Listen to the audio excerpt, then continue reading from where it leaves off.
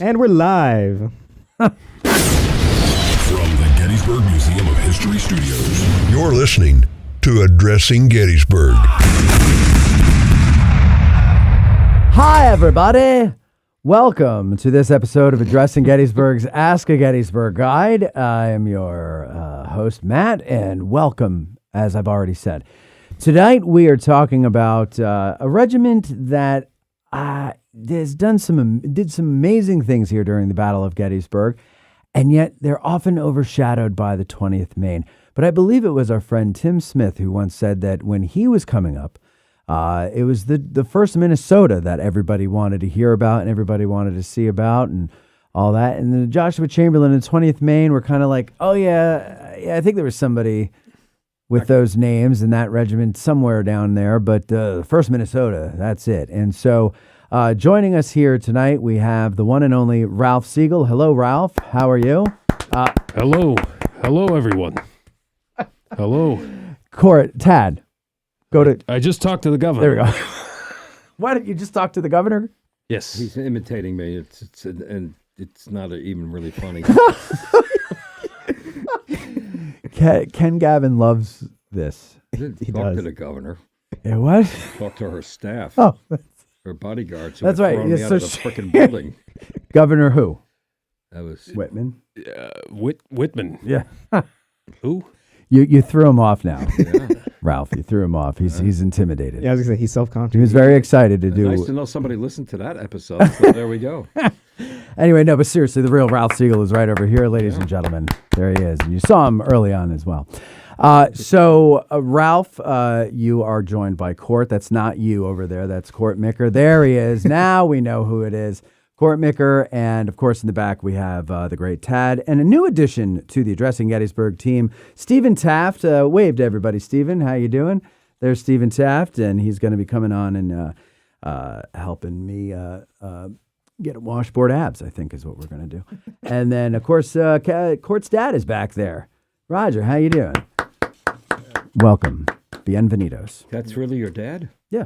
Yeah. Oh, so we got to be careful what we say. Yeah, don't go bash. You should really compliment his impression of you now. He forgot about the money he It's owed. hilarious. Let's move on from that. Yeah. Pull the mic a little closer to your mouth there, Ralph. All right, so we're talking about the 1st Minnesota. Hey, and as you know... You forgot about Ken. Ken's back here. Oh, I'm too. sorry, Ken. I'm sorry. You were blocked. No, I thought Ken so. Wyman back there. You were blocked by Stephen. Stephen's fat ass was in your way.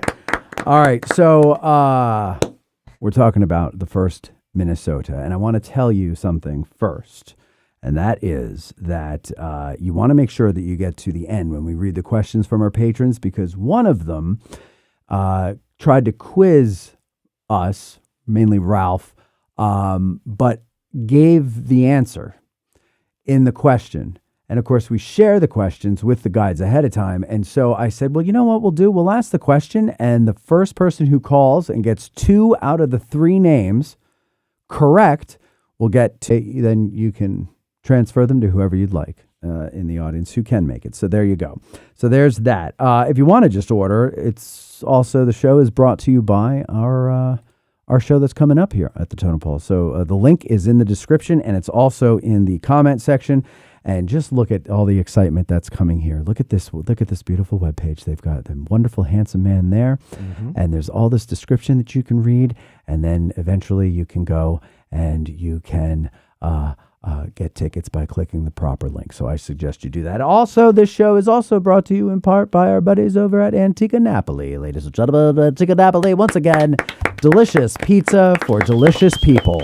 And they really are great. And if you're a pizza snob like I am, coming from New Jersey, Ralph, you're from Jersey. You know, huge pizza snob. Right? Don't even start. And this is like our thing, right? Stephen, you're from Philly. You got some good pizza out by Philly. That corridor between Philadelphia and New York, no, it's better than the rest of the country. You can always go to Baltimore. Good grief. I wouldn't even try. Oh, man. I wouldn't go to Baltimore for any reason. What about Baltimore's Wilmington? a lovely town, but they don't know what pizza is. Wilmington, Delaware? Or Yeah, is that good for pizza? No. It's Really? You say it between like you know it. I had a friend who lived in Wilmington, and we went and got pizza there, and I was like, this is horrendous. How close is Wilmington to Philadelphia? Is it close? It's pretty close. Okay. Yeah. But it's not. It is and it isn't.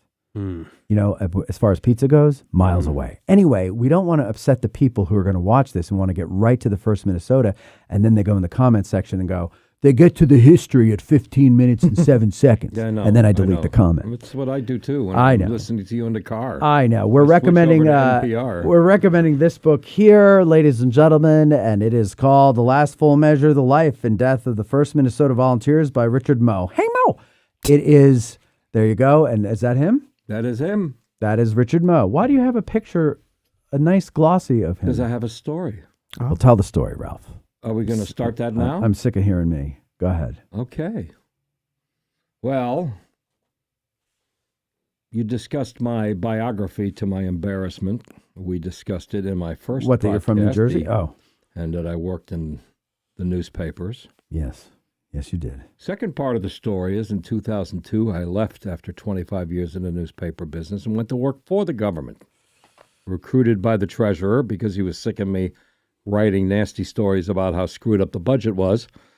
So I went to work in the Treasury Department to screw the budget up even further. Okay. And I ended up actually in a nice line of work running an agency that funded land conservation, like acquisitions. We actually partnered with the Battlefield Trust on several projects, so that was neat. But before all of that, I was hired by the treasurer, but directly for Governor Jim McGreevey. I was on his, massive staff. So was that And guy. Let's limit All the right, details. Sorry. This was several years before what we affectionately called Cinderella Day. Okay. I'm a gay American. That's not part of the story. right, okay, right. I this remember is when still, he- and he was actually very fond of history, and his mansion, Drumthwacket, actually is What's it called? Drumthwacket. That's what I thought you said. Drumthwacket. That's the governor's mansion? Yes, Or was that it is. his? No, it's the governor's official governor's I mansion. never knew that. It means house in the woods, Okay. and it's adjacent to the Princeton battlefield. All right. In fact, British troops crossed the property where Drumthwacket is today to attack the Americans in the Princeton battlefield. So he's very into the Battle of Princeton yeah. and all that, and yada, yada, yada. So he's having a event at his house, at Drumthwacket. And the chief of staff of Treasury said, we have to send somebody. Everyone knows you're a history geek. This is actually, I jumped a little ahead because this is already 2006. So I've been on the payroll for 4 years. So I already had a different job. But nevertheless, they reached out to me to attend an event at Drumthwacket with, which is really nice, really. With catering and everything, it's just all wooden carved, beautiful place. With a bunch of historians. The New Jersey Historic Trust, 15 members, a lot of them have deep pockets, and a bunch of guests are coming. And the executive director of the National Trust for Historic Preservation, which we had a financial relationship with, is going to be one of the guests. And some other people from Washington says, roll that back. The Trust for Historic Preservation, Richard Moe. Oh, you know this guy? Oh, my God. Okay. And here's his picture again. Okay, there's his picture. He looks familiar. He wrote this book. And you have that book quite marked. Lots of things to pay attention to there. Richard Moe was Walter Mondale's chief of staff when he was a senator. All right. Became his chief of staff when he was vice president. A little bit of a falling out because when Mondale decided to run for president, he overlooked Richard Moe and hired someone else as his campaign chairman. Richard Moe just became a Washington lawyer and lobbyist and said that was a great disappointment to him because him and Walter Mondale were close friends. But he wanted someone else to run the national campaign, which, of course, he got murdered, which all the newspapers said, yes, because you didn't hire Richard Moe. But Was it on it Geraldine Ferraro? Who was his yeah, I think so. Yeah. But running mate? the only right? state he won was Minnesota. Right. Ronald Reagan won 49 Right. states. Yeah. Not his year. That is, yeah. And so in 1989, Richard Moe becomes the director of the National Trust for Historic Preservation, which was a federally funded agency. And within 6 or 7 years, he had them completely off federal funds and had an endowment of $30 million. The guy was a remarkable fundraiser and a real true believer. He had been researching the 1st Minnesota since his time as Mondale's Senate staffer. In fact, there was a joke that he said, we're overdue for a trip back to Minnesota, which is, going from Washington to Minnesota is like an 18-hour plane trip. It's like it's it's north of Canada or whatever. Right. And I think we got to go home for this weekend. He would set up constituent meetings for Mondale with like a Boy Scout pack. Because he wanted to get into the state archive because he was researching the 1st Minnesota.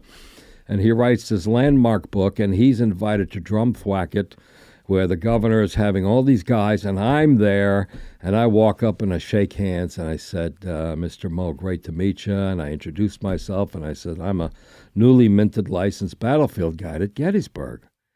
He lit up. Mm-hmm.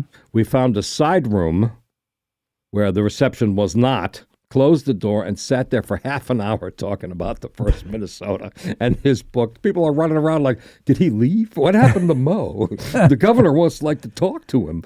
And it was like, I'm lucky I didn't get fired. And then we eventually slipped back, and he was just very excited, wrote me letters, emails afterward.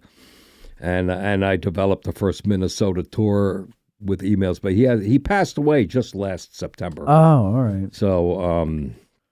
So this is this is in honor of him. It is it is my link to the historians and Richard Moe. What a wonderful guy, soft spoken, but very, very skilled. Good. And his book is. I'd have to ask Charlie Fennell and a few other people who have expertise in the 1st Minnesota.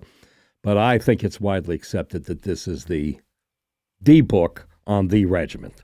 Okay. There are a bunch of other books that came out because that's Gettysburg. There's this book rolling out every 3 weeks on Little Round Top, a new look. Right. Right. Little Round Top from the rear.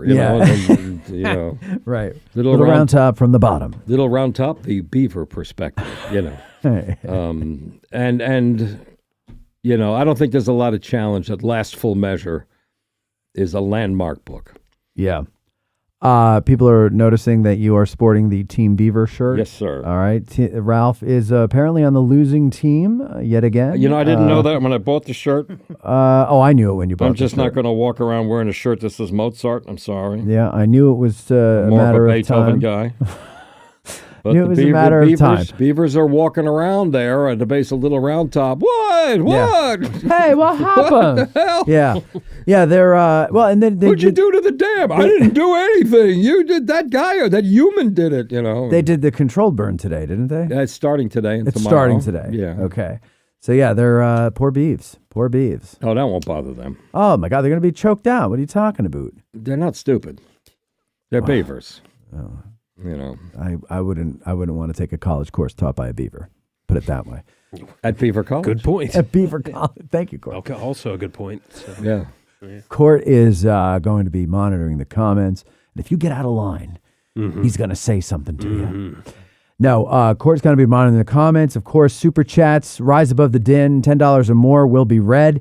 If you do $10 or less, we appreciate them, but we got to stick with our rule. $10 or more is going to be read on the air. It is noticeable because it's nice, bright, and yellow.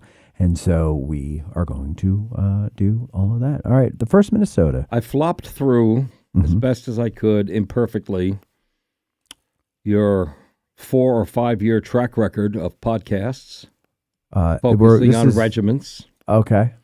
And you never had one on the 1st Minnesota. No, and it's like you've been circling the 800-pound gorilla. I will tell you, years ago, Tim Smith said he wanted to come back on and do a 1st Minnesota, and every time I see Tim, every time I see Tim, I'm like, hey Tim, come on, when are you coming back? Everybody's always asking me when are you coming back, and he just kind of looks at me and goes, cool.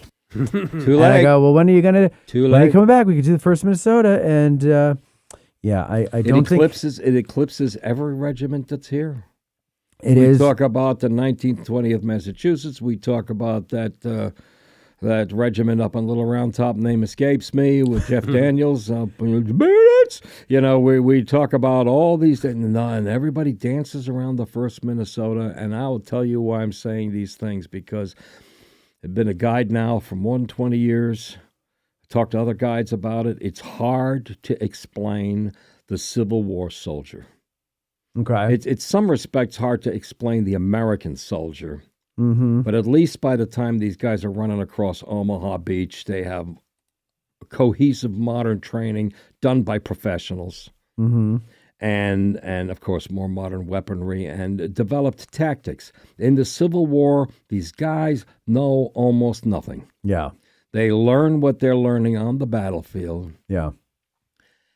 And, you know, I think a lot of guides might say this. I'll say it, that I was smarter 22 years ago than I am now, because I don't know how to describe that man standing on that ridge, looking down the slope at a force 4 or 5 times their number, and he's going to charge.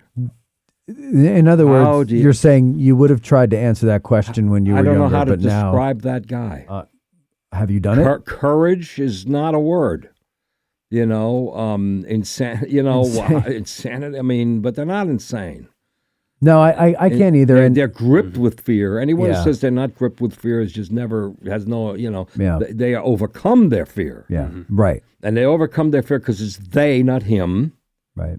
You know, so the guy next to him, that's why they're at that close rank, so they can lift their elbow and touch the guy that's next to them.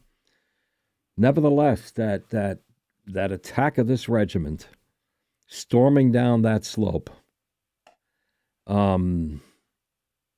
it's they were ordered forward. They had nothing on their flanks when they attacked. Lieutenant William Loughran, who becomes one of the great scribes of the 1st Minnesota, every man realized in an instant that order meant death or wounds to us all. The sacrifice of the regiment to gain a few minutes' time and save the position. I'm going to die to save a position. Yeah. Death and wounds to us all. And with the wounds you get in the Civil War, man, you'd probably just rather be dead. Yeah. Let me just stop you there, because I'm thinking of the person who's watching this who is not inside baseball with us. Mm-hmm. Okay. And so give us some elementary stuff. We're going to get there. Okay, you're going to do that. I just wanted You're to giving start the with preview. This drama. All right, good. I'm sorry, Ralph. I frigged up the whole thing for you, and I'm very sorry. Patrick Henry Taylor. Let's show this most famous Civil War picture. It's on the cover of the book. But we have the picture, too, and I think I emailed it. You can put it in. There they are, the Taylor brothers, Isaac and Patrick Henry. Went by Henry. He's a sergeant in Company E. Company E went in with 38 men, including 2 commissioned officers, 3 sergeants, 6 corporals, and 27 privates. After the charge, we were 1 sergeant, him, 1 corporal, and 5 men. How much changed in 15 minutes. I was now in command of the whole company. I have a nice picture here. That you can show. Sorry, real quick. Got it there. Tad, if you want to go back over here just so you can see, these are the Taylor brothers. This is the composite picture. I use this when I do PowerPoint shows about the 1st Minnesota. So these are nice pictures of, I'm handing it to you there, Matt. Oh, I got it here. These are nice pictures of Civil War soldiers, a nice variety. And then I'll get people's attention when I say that every single one of the men you see in this picture was killed. In this action, right? In the 1st Minnesota. Yeah. 1 regiment, all killed on July 2nd.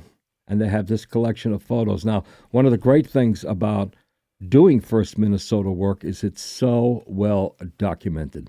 The 1st Minnesota, the Minnesota Historical Society and the 1st Minnesota Regiment Association have hands down the best website I've ever seen, including photos of more than 50% of the men in the regiment. It makes the research a lot easier.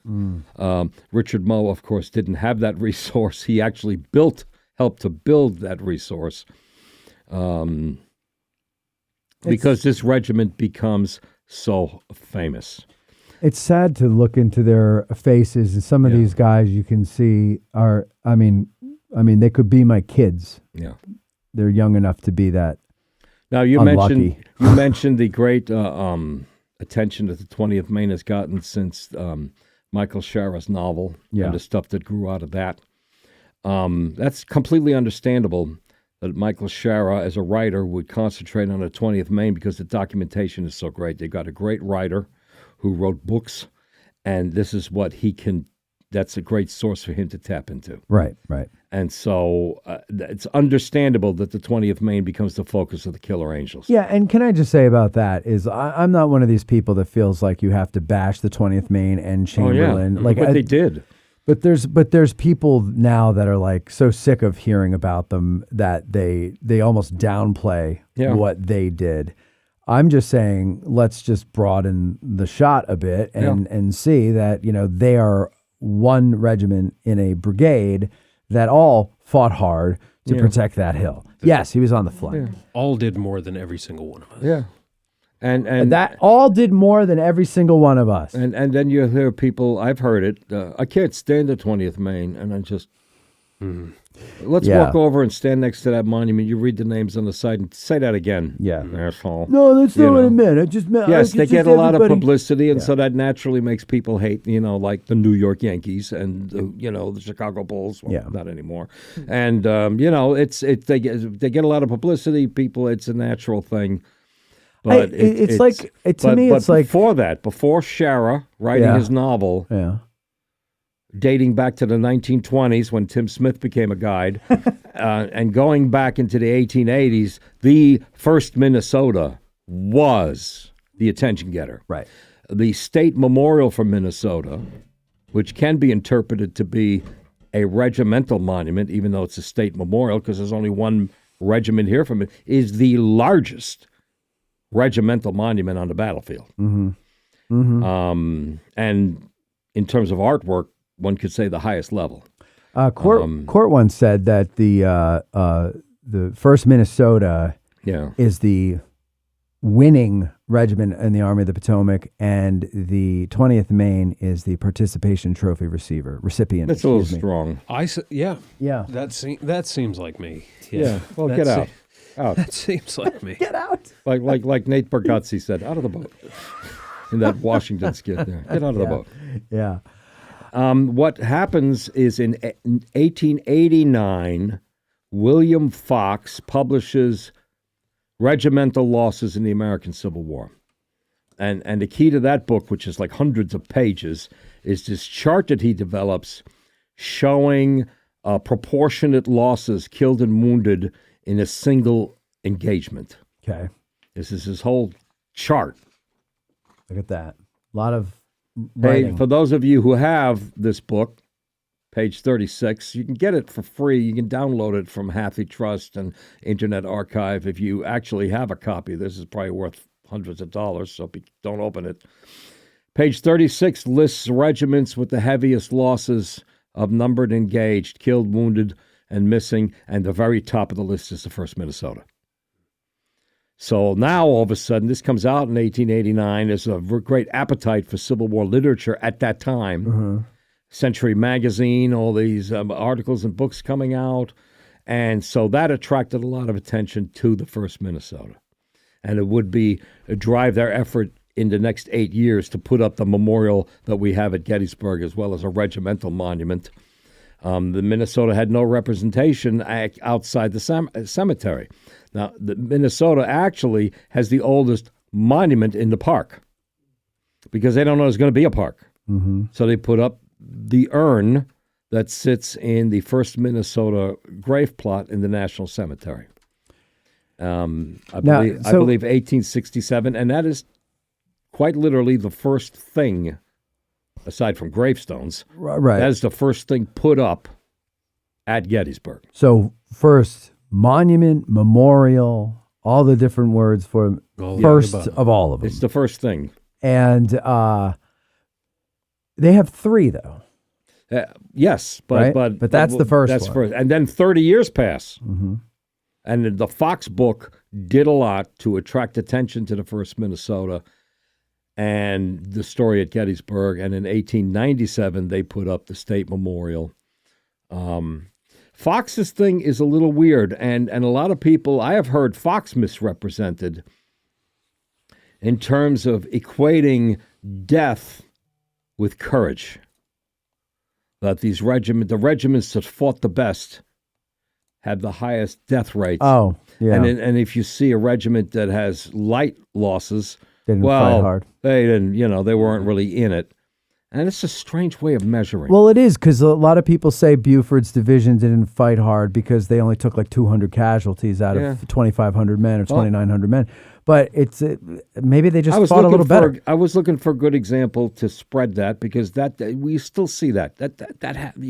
You'll see tours all the time. Well, this regiment really fought hard. They had 60% casualties.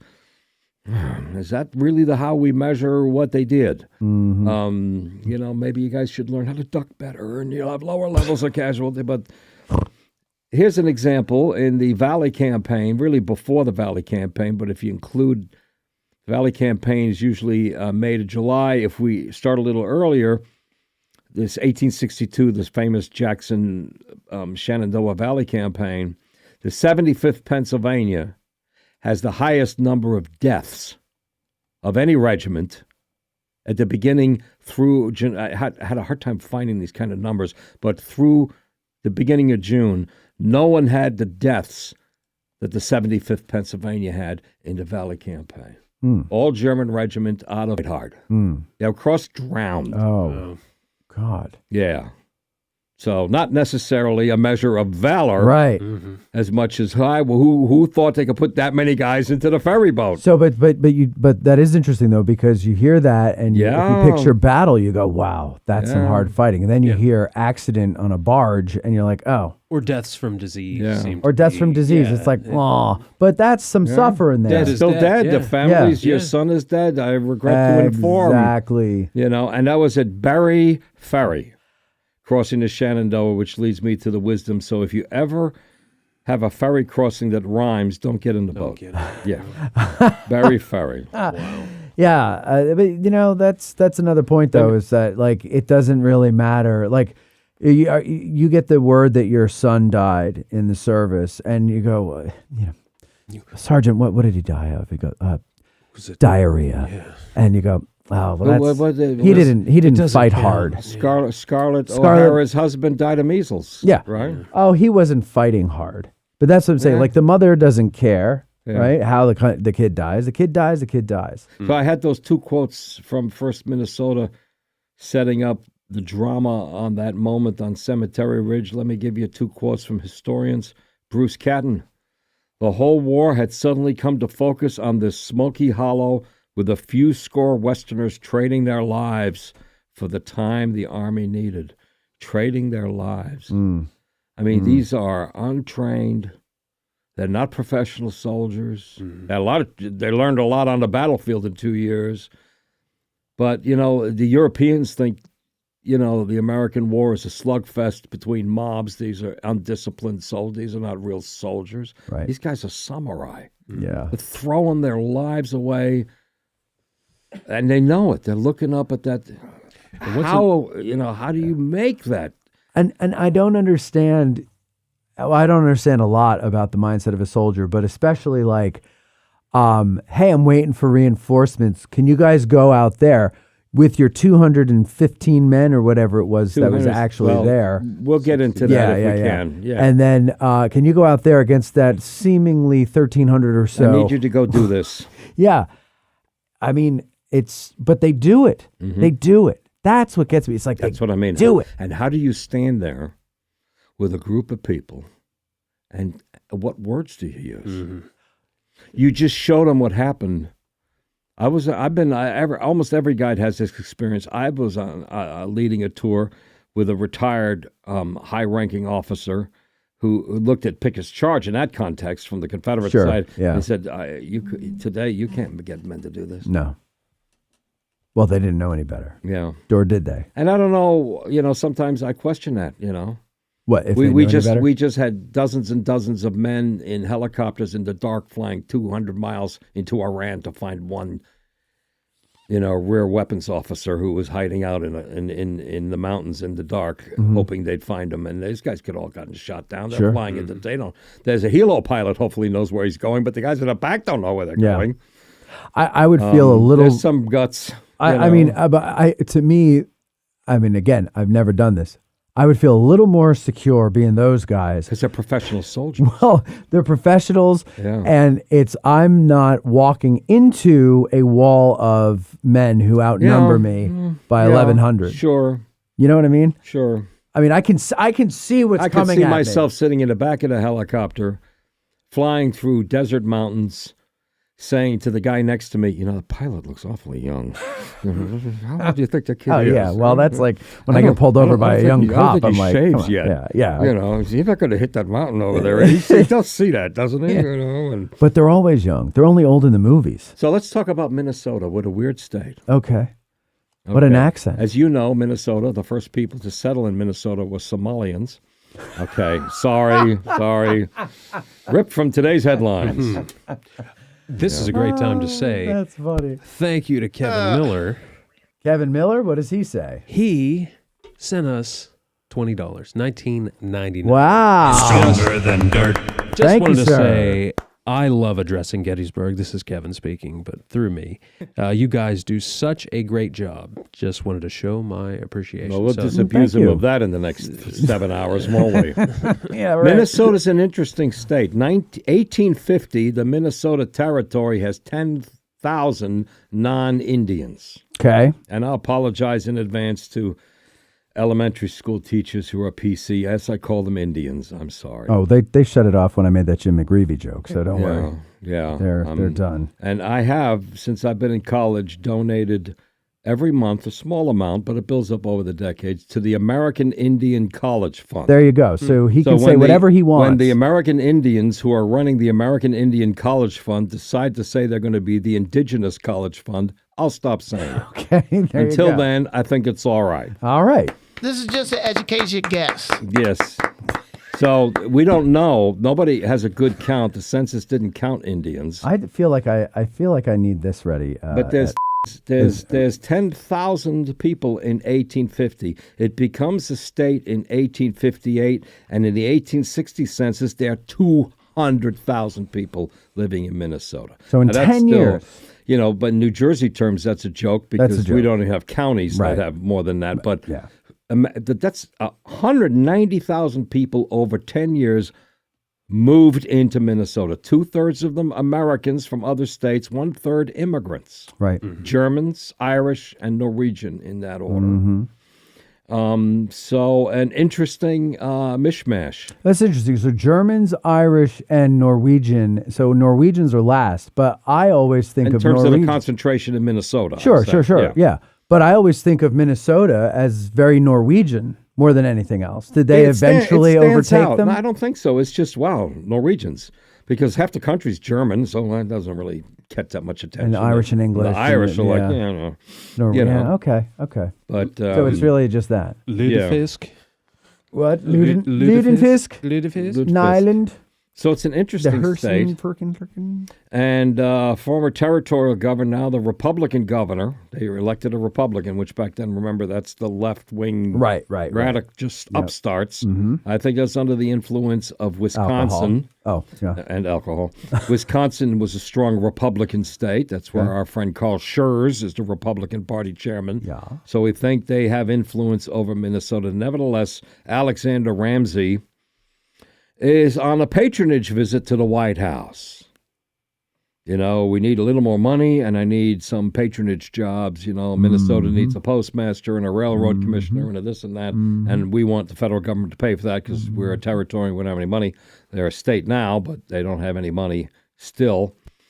And he shows up at the White House to visit with Lincoln when Lincoln's like, I'm a little busy. I just fired out that the Confederates fired on Fort Sumter. Wow. And the Civil War is starting while the governor's sitting in the lobby.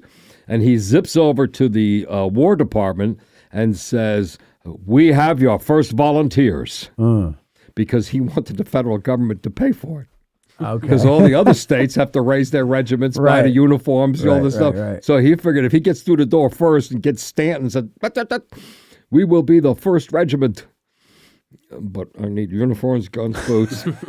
Yeah. Train fare would be nice." And so they agree. They fund the 1st Minnesota.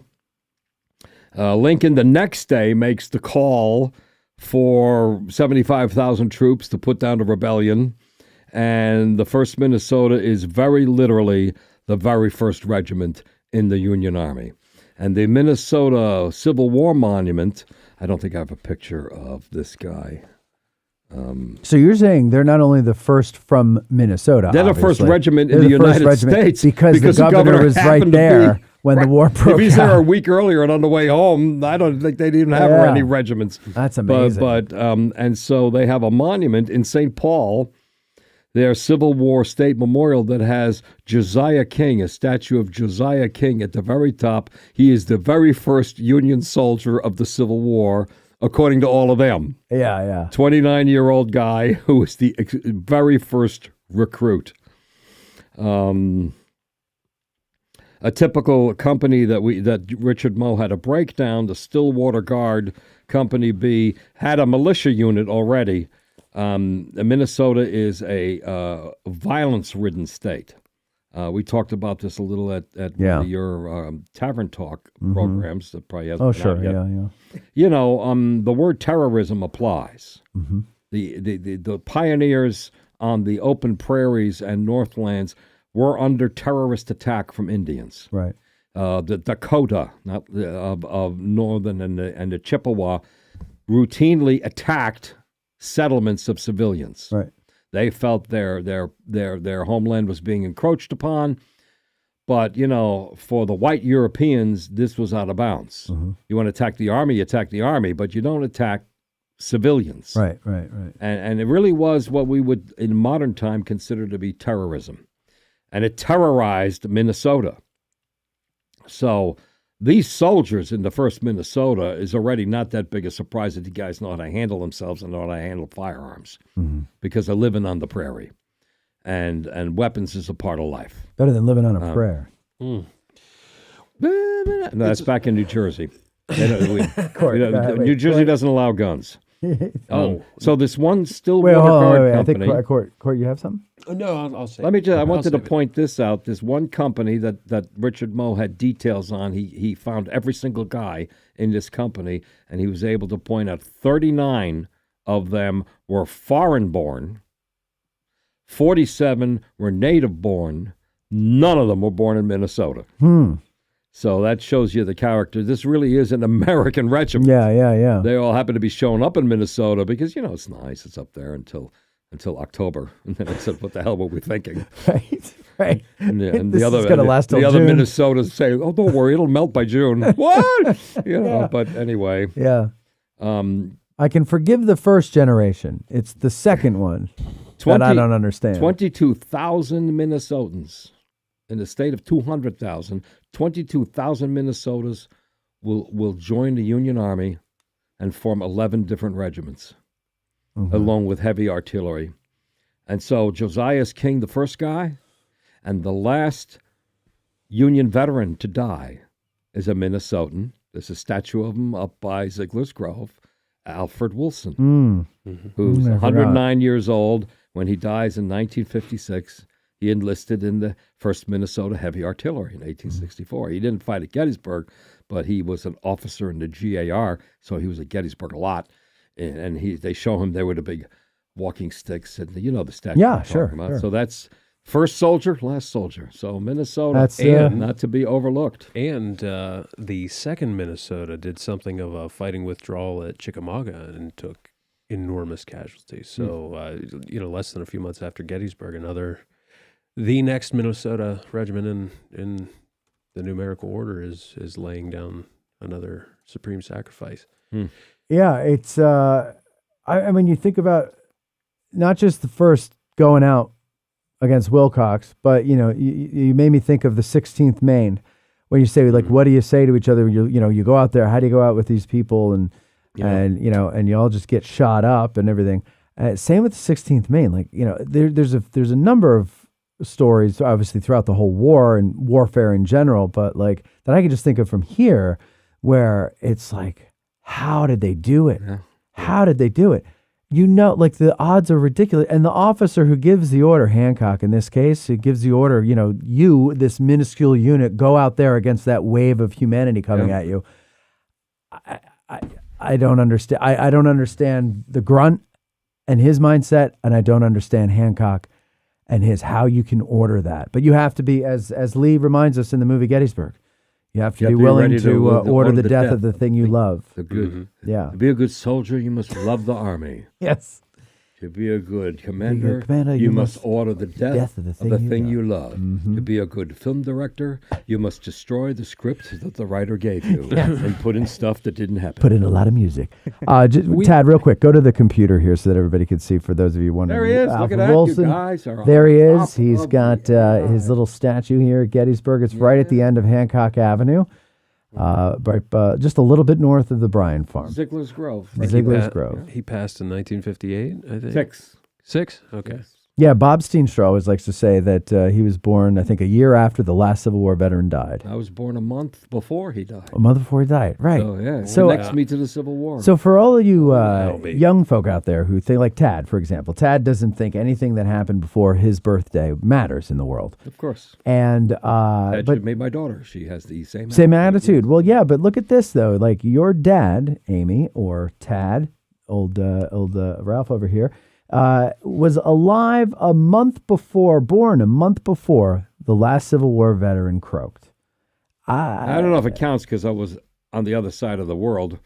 I don't think it matters. Across the pond. It doesn't So matter. I didn't meet him. My point, well, of course, but my point is that your lives overlapped. Your lifetimes overlapped. How about 80 that guy years? back there? What, Roger? You met a Civil War veteran or something? No, but he had a good 9 years on Wilson. On Wilson. Okay, so you were alive Wilson while he had 9 was years living on the it, last yeah. years of his 80 life. years ain't that much.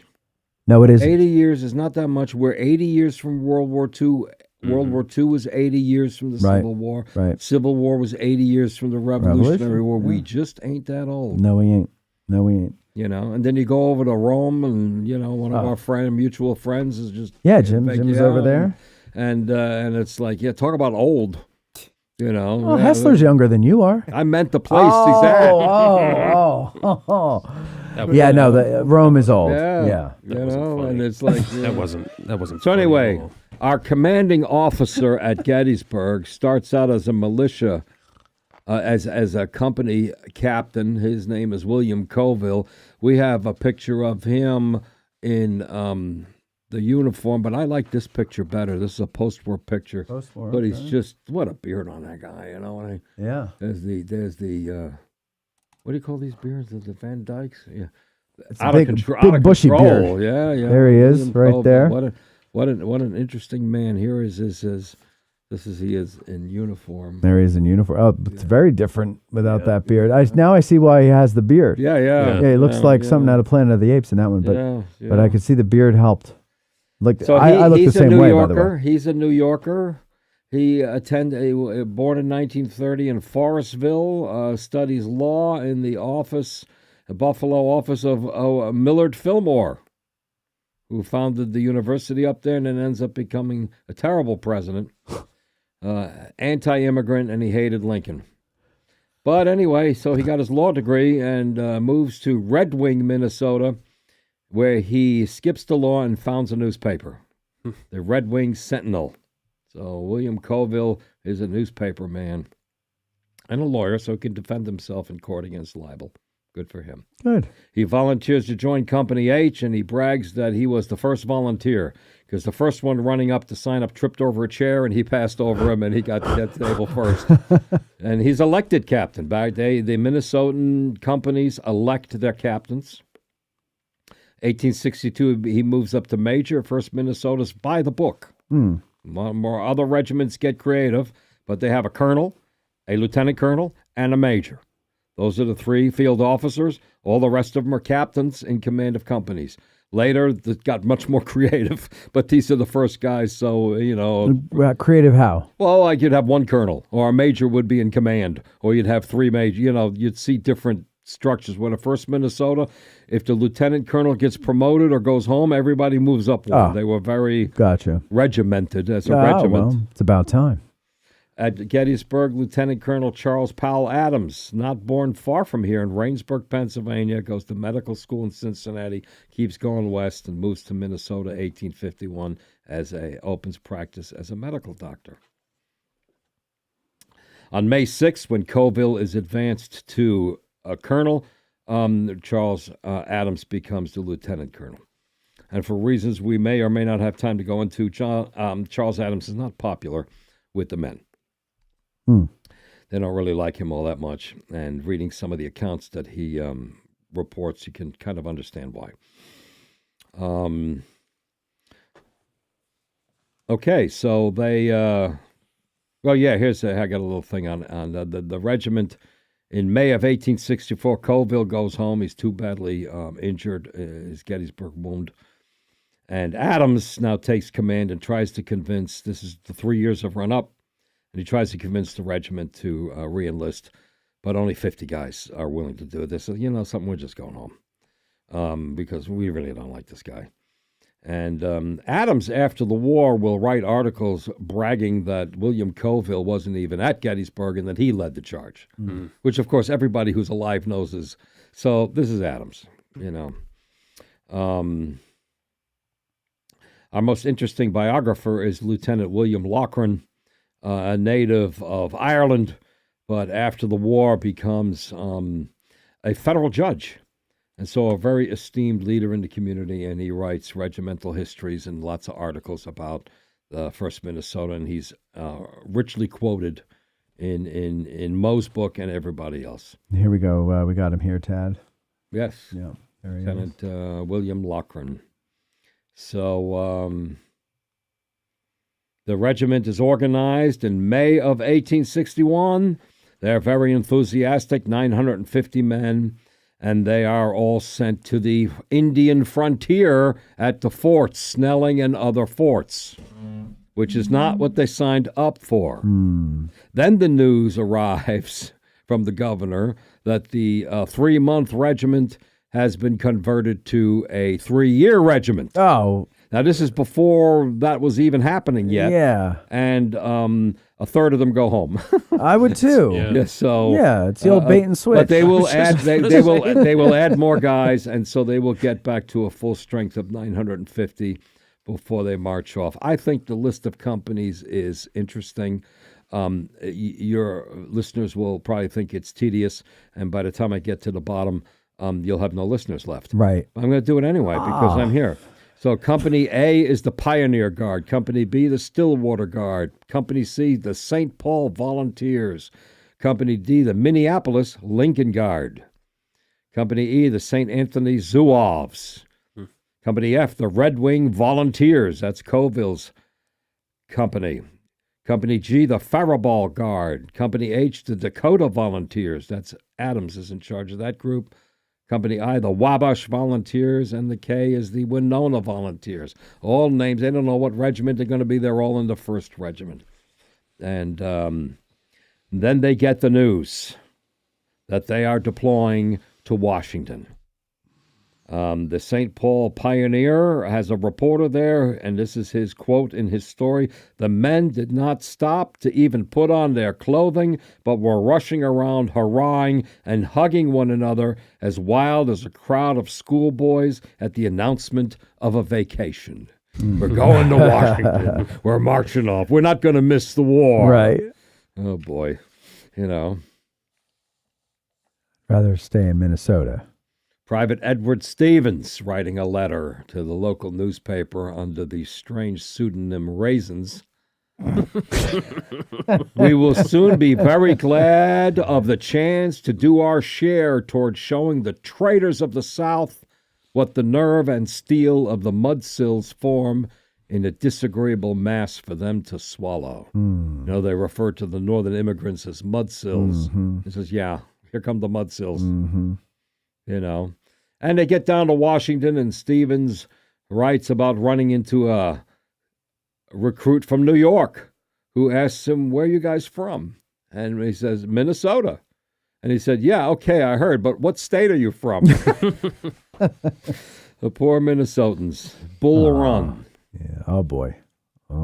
They're still wearing red shirts. They haven't gotten the right uniforms yet. And they're assigned to protect Ricketts Battery, which is right on the heights. Right up there, yeah. By Henry House Hill there. Right by the visitor center. And they face off an attack by two regiments, the 2nd Mississippi, 4th Alabama. They repulse the attack and save the battery, and they are the only regiment that will capture an officer, Lieutenant Colonel Bartley Boone of the 2nd Mississippi. Oh, Bartley Boone. Apparently bleeding profusely from the face from a couple of punches. Bart. And dragged into the back, the first Confederate officer taken prisoner. How at this point in the war, at the start of the war, did they get up to the full 1,000? They're at 950. Very close, guys. Very close. Yeah, Okay. well, their flag gets shot to pieces, and they have to get a new one. At Bull Run. Their flag bearer, Asa Miller, is hit by 3 bullets, picks up a gun, and keeps firing until just spontaneously collapses dead, probably internal bleeding. 3 or 4 for you, color bearers Asa. killed and wounded, 30 killed and wounded in the color company. Coville himself will lead his company and personally capture 7 prisoners out of the 2nd Mississippi. So there's some fists flying and men dying. And their commander, Willis Gorman, has to endure unfair rumors of cowardice. He's a well-connected political guy, former territorial governor, officer in the Mexican War. And Gorman, these rumors are that he kind of disappeared in the height of the fighting, but so they promote him to brigadier general. So that's kind of a little bit of 1861. This guy's a little in trouble. Let's promote him. You'll see that change later, but this is still at the beginning. They have the number 1 losses at Bull Run of any Union regiment. 49 dead, 107 wounded, 34 prisoners lost, 20% of the regiment. Wow. You know, they were in the, and this is the first battle. Right. Yeah. So they already saw these Westerners from Minnesota, these Indian fighters and pioneers. This is establishing himself an elite regiment. Matthew Marvin is very proud of the regiment. Everybody said we were the best regiment on the Potomac, for we always paid our debts, and no man could say we were sheep or chicken thieves, which could not be said of the other regiments. The fact is, they just don't catch us. For there was a pelt in front of my tent, and the ground next to my tent was covered with feathers. So the elite regiment doesn't get caught stealing. Battle of Fair Oaks, they are again hit by the 2nd Mississippi and the 4th Alabama. What a coincidence. And what's Gettysburg? Yeah. Mississippi and Alabama, not those specific Right, regiments. but still. Savage's Station, they fight a rearguard action that cost them another 100 killed and wounded. They missed the heavy fight. Well, they're in the heavy fight at Antietam, but the regiment next to them, the 15th Massachusetts, is the one that's famous for getting crushed in the West Woods in Jubal Early's counterattack into their flank. The 1st Minnesota was next to them, so they were not on the flank exactly, but they still had 118 casualties at that point out of 450 left. So that regiment is dwindling in size. Brigadier General Alfred Sully is the commander of the brigade that they're in. He's an old friend of theirs.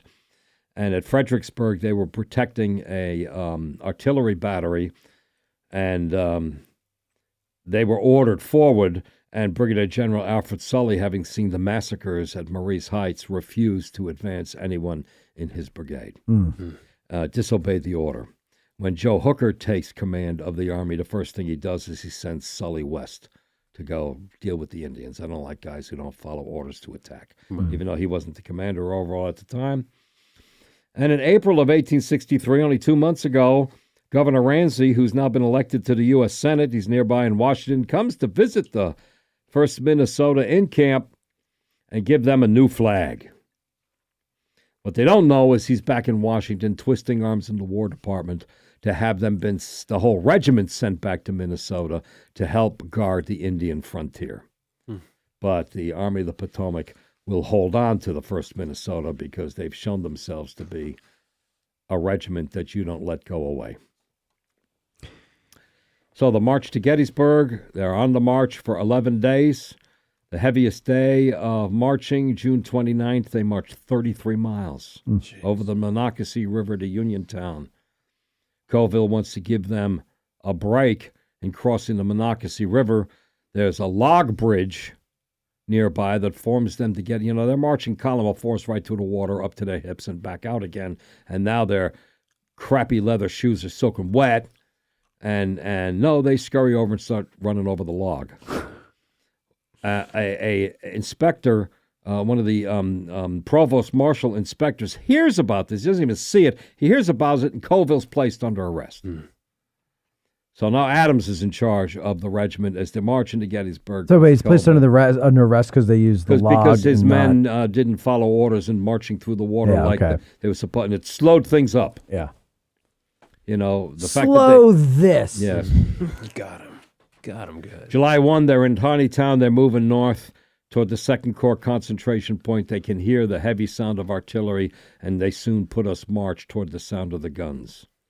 And July 2nd, they're up at 3 a.m. They arrive in Gettysburg in the dark at 4 and take position in the hollow right near the Leicester farmhouse in between Cemetery Ridge and the National Cemetery. And it Cemetery Hill.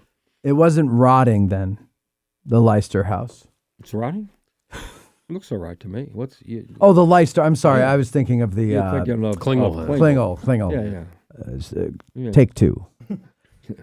Yes, Rewind. the Leicester house. Yeah, Yes. Lydia Leicester's, Meade's headquarters. Right. They're sitting on the ground there, and artillery shells are flying overhead, and they're like, yeah, we're not scared of that anymore. And an order comes down from General Gibbon. Here's some of the leather on these guys. Order comes down from General Gibbon. Any soldier leaving the ranks without leave shall be shot. Nice. Yeah. The only guy who writes about this is Sergeant John Plummer, 1st Minnesota. We all felt better after hearing this. I have always thought that it would be good to make these kinds of addresses to the troops before going into action, to rouse their enthusiasm and make them fight much better. Napoleon used to do it, and the Southerners do it, but it is practiced little in our army. One thing our armies lack is enthusiasm, and no efforts are made to create it. So here Gibbon's threatening them all with, you turn around and go the wrong direction, you're authorized to be shot. Right. And the 1st Minnesota said, it's about that time. Well, yeah, because if he probably is a guy that doesn't turn around, and he sees other people who do, and they don't get shot. In fact, they're just back. They've had enough, and they're marching with their provisions, hardtack and salt pork. They say, hell with that. They're picking up rabbits and biting off their heads and eating them raw. Yeah, that's the kind of guy I made that. I'm kidding. Real sorry. man. Somebody out there's going to listen to that and say what he did. Real quick though. Real quick. I must do this because this is my solemn pact with my audience. David Geister, talented, fantastic artist, $10 super chat. He says, I am currently sculpting and painting 2 realistic mannequins of the Taylor brothers for the Minnesota Military and Veterans Museum. I also did a bird's eye painting of the charge a few years ago. Cheers. Yes. Excuse me. Just choked on my own spit. Water? Yeah, thank you. How do I get a copy of that, David? I would love, because I have his little round top one in the hallway, and I framed it. I love it. Anyway. Oh, right. Yeah. Oh, okay. Yeah. That's the one that's on the new waist. marker. Yeah. That's great. Up on top. I love, isn't it great? Yeah, the bird's eye view. I mean, I'm sure someone. The perspective you get. It reminds me of those old, what were those books? Where's Waldo? No. They were like Waldo? bird's eye. 2 years ago, where's Waldo? He's talking when we were kids. Forget it. I'm when we were kids. Well, what do you know? I know what you're talking about. You know what I'm talking about. I just can't. It's yeah. not. They were little hardcovers that were like a quarter-inch thick. Yes. Yes. It wasn't the Babysitter's Club. It was close. Nancy Drew or Bird's something. Eye, oh God. But it'll come to somebody in the audience, and I they'll was let us going to know. do the super chats, but I had not found an organic way. Moment. Yeah, sometimes you just got to do it when Ralph's here. You got to stop. You got to. Yeah. But no, so, and real quick, somebody, I think it was Matt Gillespie, gave one, and he wants us to give Court a Dan Butterfield. Dan, Butterfield. Because he likes his goatee. Goatee. That's the word I was looking for. All right. I'm sorry. I had to stop you there because That's I know fine. you're getting to Gettysburg, Yeah, and yeah. I don't want to stop once we're in Gettysburg. By the way, ladies and gentlemen, 717-420-1978 is the phone number to call. If you have any questions for Ralph or you just want to tell him how wonderful he is, I know a lot of people love you, Ralph. You are what we call America's LBG. All right. Go ahead. So, order of battle. Everybody loves order of battle, but it's easy. There's 4 regiments in this brigade. William Harrow, we're not crazy about William Harrow, Sure. but he's a friend of Lincoln, so What are you going to do, right? William Harrow commanded the brigade, 4 regiments, 82nd New York, 15th Massachusetts, 19th Maine. All tough, experienced regiments, and the 1st Minnesota, and they're all sitting around in front of the Leicester House watching the occasional cannonball go flying overhead. Right. The 1st Minnesota will actually have 3 casualties from artillery shells that are whipping along. And this is before any, serious action, but they're dinging away at each other. And the artillery fighting in the Peach Orchard area is getting pretty heavy, but I can't imagine any shells reached from there. But, But that's a good point, though, because movies make you think it's all quiet, everybody's having a picnic, and somebody opens fire. But they're taking shots at each other all the time. yeah. Right? Well, July 3rd, Or it was you just quiet get in your for- range for or a something. bit, but yeah. But there's always something going on. Yeah. And for those 3 guys, one of whom was killed, it's not nothing. Right, exactly. So they're in the reserve. The first two brigades are up front. Gibbons got 2 brigades deployed to sort of left of the copse of trees and to the angle. This brigade is the reserve brigade. These are the guys you cherry pick from. Now, General Dan moves the 3rd Corps out to the Emmitsburg Road. And to the Peach Orchard. And Andrew Humphreys, his line doesn't reach past the Kadori Farm. And he's worried that his line from the Peach Orchard area down to Kadori Farm could be flanked on the right. And I'm not an expert on the communication that occurred there. I got a funny feeling Andrew Humphreys was just like waving his hand in the air. And Gibbon could see him up there. And so he sends the 15th Massachusetts and the 82nd New York through the line and down to the Emmitsburg Road to extend Humphreys' line. So they're protecting Humphreys' flank. And the rest of them are sitting around. Yeah, William Loughran. We lay quietly in a slight hollow, fairly secure from the enemy's shells, which came over us occasionally, killing one of our men and wounding another. It doesn't sound like that's secure, but all right. And here comes the reserve artillery. They deploy batteries to shore up the Emmitsburg Road line and the Peach Orchard. I have to go back to your gunfight at the Peach Orchard to get names here. And then eventually to say, okay, enough with this piecemeal stuff, and they move Freeman McGilvery's entire 1st Volunteer Brigade up to support the 3rd Corps guns up in the Peach Orchard. Freeman McGilvery's Volunteer Brigade of Artillery. Yes. Is what you're talking about there. Yes. And also you referred to Gunfight at the Peach Orchard, which is an old episode we did with Ralph about the artillery duel before the fighting. Now, the reason this plays into this, at the Peach, you might want to go check that out there. Sorry, Ralph, go ahead. the 1st Regular Brigade, Captain Dunmar Ransom, 4 United States Army batteries, all of them with 6 12-pounder Napoleons.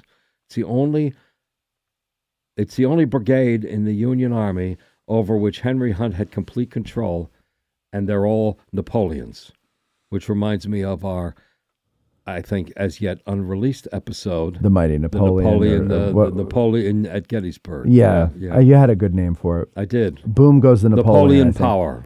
Napoleon Power. Boom goes the Napoleon. David Greenspan did a series of the bird's eye paintings for American Heritage Book of the Civil War. There it is. That's what it American was. Heritage Books. Yep. Okay, cream colored. These are 4 United States Army batteries. These are the elites. These are professional. So many of them have been in these in the artillery for years before the war started. And they're going to deploy these 4 batteries carefully. Lieutenant John Turnbull's battery will go out to support Andrew Humphreys on the Emmitsburg Road. Julian Weir will move his battery up toward the copse of trees and basically supporting Gibbon's division, holding that area up there. Chandler Eakin, for the moment, he basically deploys up onto Cemetery Hill and the eastern side of Cemetery Hill. And then we come to Lieutenant Evan Thomas, 4th United States Battery C, 6 Napoleons. And you can find their monument and 2 Napoleons representing them in the front left of the Pennsylvania Memorial. And they are up there in the middle of John Caldwell's division of the 2nd Corps. And over on the boulder is Father Corby giving absolution, and the Irish are all taking a knee, and everybody's like, and the fighting's boiling over into the wheat field, and off they go. And there's Evan Thomas's battery, like, WTF, you know, batteries have to be supported, and here's this battery, and the soldiers all left. Hey, what happened? Yeah, and you know, I mean, there's artillery flying around, but they see this whole battlefield in front of them, and they're doing their bit, but they're like, and I don't know if Thomas sent that by somebody. These guys don't write all that stuff down, so if it's not written down, we don't have it. It's not in the official reports that I've ever seen. Yeah. If anybody listening has something, but somehow, you know, please send it to me, but Thomas gets word to Hancock, or General Hancock, commander of the 2nd Corps, sees him or whatever, and standard operating procedure. There's got to be a regiment over there protecting this battery. Runs back to the hill where these guys are sitting, where they've been pulling, you know, and they send the 19th Maine up to protect Julian Weir's battery, and he personally marches the 1st Minnesota all the way over to the location of the present-day Pennsylvania Memorial to protect Evan Thomas's battery. Okay, so that's why they're there. That's where they're there. Oh, okay. They're there to cover the battery. Yeah, all right. Can't have a battery, but Hancock driving down to the Leicester farm, where he certainly has been on his, you know, this is 19th Maine, just go up there. But this, where I'm asking these guys to go, it's not that you got to go past 2 farms, make a right turn. You know, don't make a left into the visitor center. Don't go down there. and so he leads them himself to make sure that they go. Hancock will lead them himself to Thomas. To Thomas's position, because it's possible Thomas is moving. Yeah. So because you can't see from that hollow. You can hear everything, but you can't see. When I do my battle walk on the 1st Minnesota, I walk them along the route of their march, and you can't see over the crest of Cemetery Ridge. You cannot see what's going on. So they're on the east side of the ridge? Yes. Okay. Yeah, that's where they were, and they just keep marching until they get to the Hummelbaugh farm. Uh-huh. And at the Hummelbaugh farm, there is a dirt road there, and they make a right turn and go up to the position, and the world is unveiled. The writer, who identifies himself as Sergeant, "Now we held a grand sight. Below and before us was the plain where the battle was raging. Every movement was discernible, and we watched with the anxiety of spectators so deeply interested in the outcome. Though but little of this could be seen in the faces of our boys, long accustomed to conceal their emotions. When the wind would raise the veil of smoke, but few could repress a smile or an exclamation of delight to see that our flag was still there and that our men were crowding to fight." So Humphrey's division, which is in front of him, is putting up a scrape. Right. You know, Sickles does that, General Dan, all of them, that's a whole nother story. And 5th Corps is going out to help them out. But Humphrey's guys, they're in a brawl. And, you know, you look at the stories of the, you know, the 11th New Jersey and the 12th New Hampshire, and, you know, falling back, tearing the flag out of the color bearers' dead hands. I mean, they put up a fight. Yeah. There's 12 Napoleons up there firing at these advancing Confederates, which includes Willcox's brigade. Now, I point this out for a reason. To jump ahead a little bit, when Willcox is making that attack, and you'd be surprised how many people get this wrong, Willcox is far from full strength. So So we don't really know how badly hurt he's been, but he himself has been shot off a horse and literally blown off of a fence. He climbed onto a fence to see what was going on, and one of Francis Seeley's 12-pounders hit the fence with a solid and blew the fence to pieces, and Cadmus Willcox went flying. oh my God. So And he's still with the advance? Yeah, he got up and said, okay, well, let's not do that anymore. so, you know. Right, because before Willcox gets over to where the 1st Minnesota meets Yeah, them, he's got to get through Carr, you know. Right. Joseph Carr's brigade in Humphrey's division Yeah. with William Brewster's Excelsior Brigade on the left. Excelsior! You know, so let let me ask you this, though. When Willcox steps off and then goes against Carr and Right. everything, is he with his? Because I always see the number that he's got 1,300 or so. Yeah, right. that's so the order of he's battle full number when strength. they start.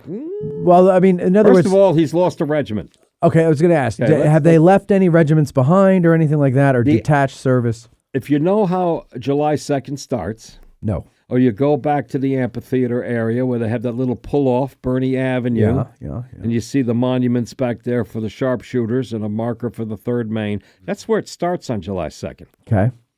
Alabama skirmishers run into U.S. sharpshooters, and they have a fight in those woods and in the fields in front of it. As a result of this, Willcox, who's protecting the right flank of the Army of Northern Virginia, deploys his most reliable regiment and his most reliable regimental officer, Colonel Hillary Herbert, and the 8th Alabama, 475 strong, facing south. They're facing those woods, the Pitzer Woods, where those sharpshooters had come from, because they don't know there's more coming. They don't know there's going to be an attack. This is the flank of Lee's army. Mm-hmm. And they're facing that way when Willcox's brigade steps off on the attack. All right, so let me just I just want to show the audience because you were kind of jumping all over the battlefield I there. am jumping around. So okay, amphitheater here, and we're facing west. Yeah. Okay, So you can amphitheater. see, Bernie is this- Avenue. Berdan, I said Bernie, I'm sorry. We know what Berdan you meant. Avenue. We know what you meant. Here, it is. Right. Let's zoom in. Right. So you got a little loop there. There's a couple monuments Well, back there. the 8th Alabama is facing that. So they're facing it from over here. Yeah, well, they're in a line across the road, which doesn't exist, and out into the open fields facing south. In the picture you have, So- facing towards the left. Right. Okay. Right. So they're Right. facing. Yeah. Willcox's other 4 regiments are facing the Klingel farm. They're facing this way. Right. Okay, They're so looking let's at zoom that out. farm saying, man, that thing's rotten. They got to start fixing that up. Look at that. What do they use? Latex paint? I bet they use latex paint on that thing. What the hell are those union guys thinking? And the point is, when Willcox is waiting, he's waiting. He sees Barksdale, Mississippi regiments turn at the peach orchard and advance toward the Klingel farm. So here's the peach orchard. That's his cue. And they're turning towards the Klingel farm, which is here. So Right, they're turning they're coming- north. Right. And that's Willcox's cue to advance. So he's coming from over here. They're part of AP Hill. the division. It's just Richard Anderson. Anderson's division, and they're supposed to attack an echelon, brigade at a time, as they see McLaw's divisions advancing. Mm-hmm. Well, here comes Wilk. Okay, well, there's Bark. They can't see anything else because of the slope of the ground. Here comes Barksdale. Well, it took them long enough, but here they come. And so Willcox launches an attack, and we have a pincer attack. It couldn't have been better if they'd planned it. The 11th New Jersey is right at the point, and 12th New Hampshire, and they get crushed in this pincer attack between Barksdale and Willcox. But Willcox is taking losses, including the 8th Alabama, which is facing the wrong way. And when I do the tour, sometimes it reminds me of that scene in Black Hawk Down with the 2 machine gunners in that street all by themselves saying, I think they've forgotten us. Yeah, well, I think Hillary Herbert's like, where are they going? Yeah. So Herbert will turn his regiment by the left into a column and marches to the Trossel farm.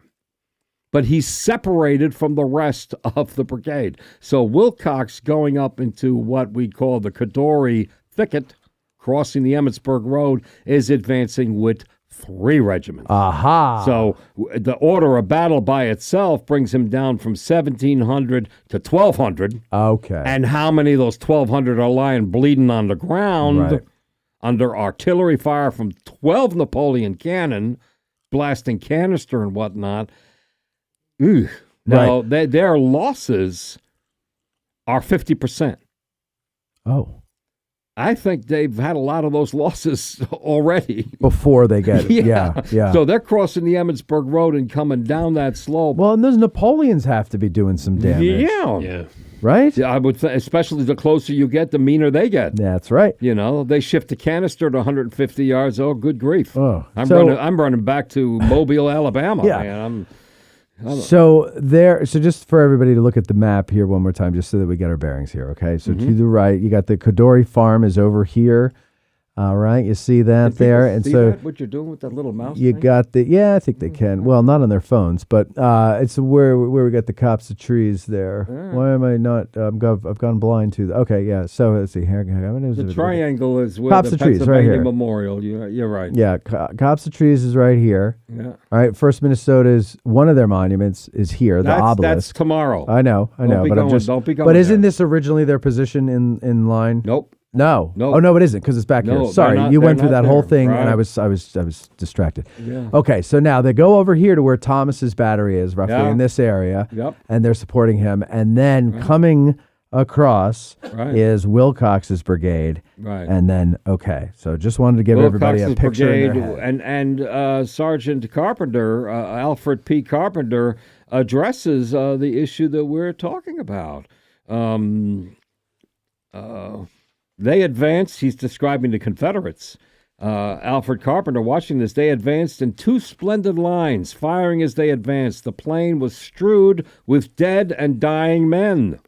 The Rebs had advanced their batteries and were hurling death and destruction into the ranks of the retreating men of the Third Corps.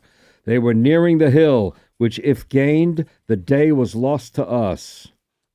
They're headed for us. Sergeant John Plummer.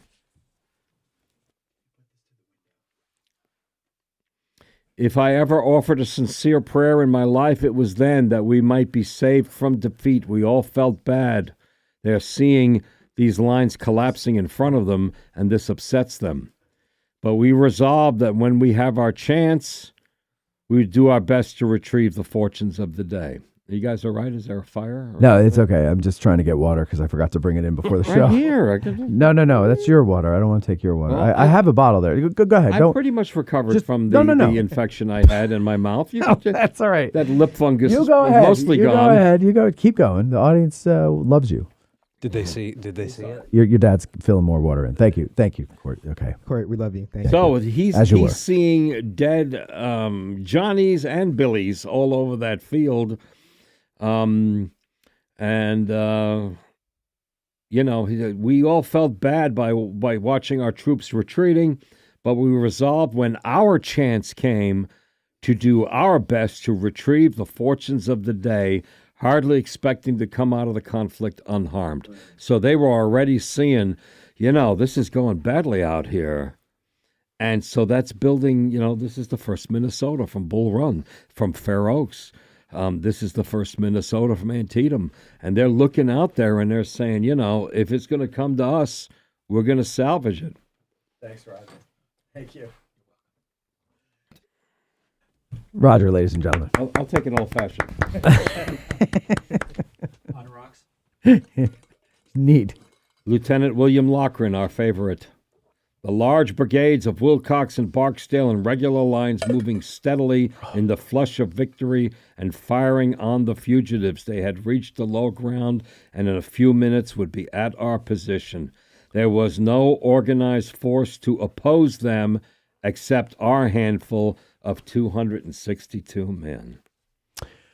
Alan Funstein, I'm not sure. He wants to know, $15 Australian, it looks like. Thank you very much, sir. Colville was a flutist. Did he play it for his men? I didn't know he was a flutist. He did not know that. Or flautist. A flautist. A nudist flutist? Was he a nudist?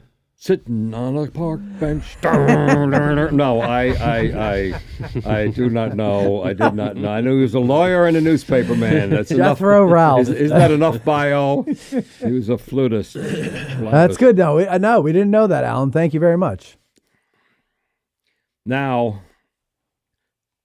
one of the interesting things about historiography, and Mo deals with this very well, he writes about it directly. He writes about his sources.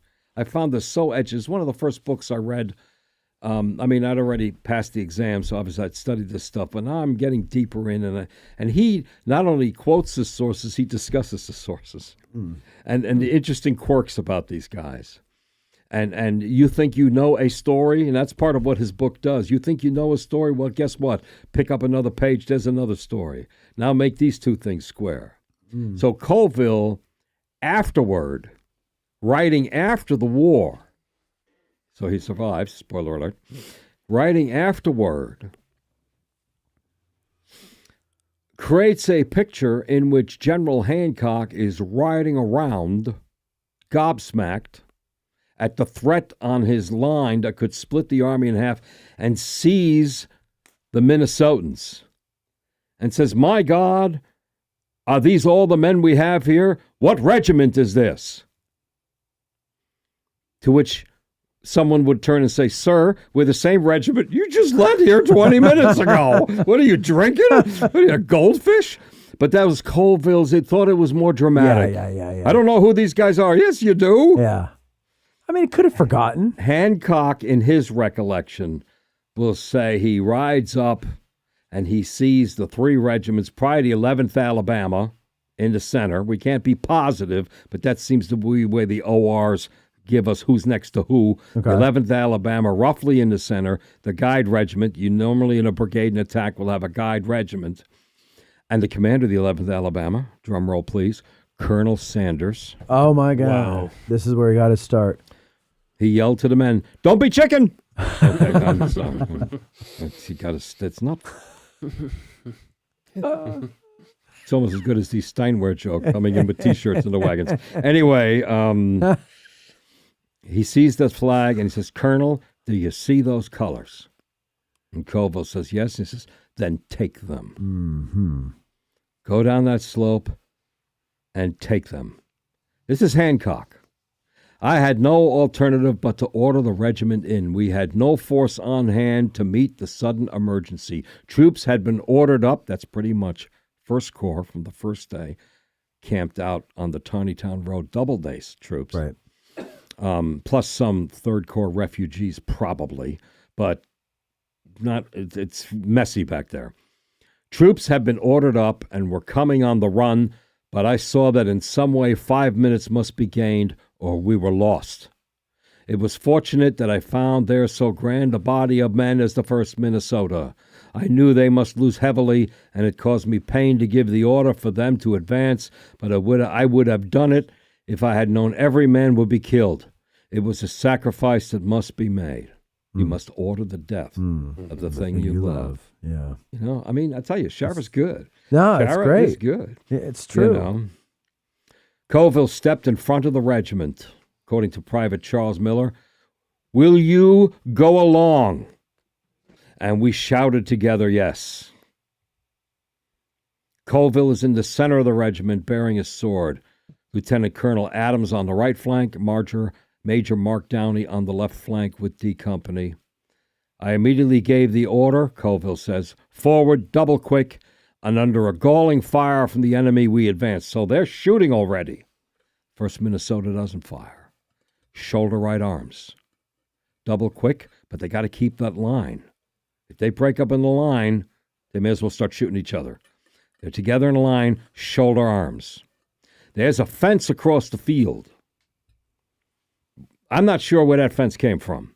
I'm not sure that fence is correct, but it might be because the property lines, the Park Service does know where the property lines are. Does or doesn't? They do. Okay. They have good maps on whose property, and that's where a fence would be. Kadori property leading to the Fry property or the Hummelbaugh property. I don't know, but there's a fence. Let's go back to the map. And it's right across. I don't think it's on there. Well, I know. But the point is, it's right in the way of the 1st Minnesota. It's roughly in the area that they run up to and stop. So The thicket. Yeah. In other no, words. no. Halfway to the thicket Aha. is this fence, and they stop there. They're on the double quick, and they stop. So somewhere in this area, right? Is this where you're talking? Look up at the Yeah, map Halfway there. to Willard there.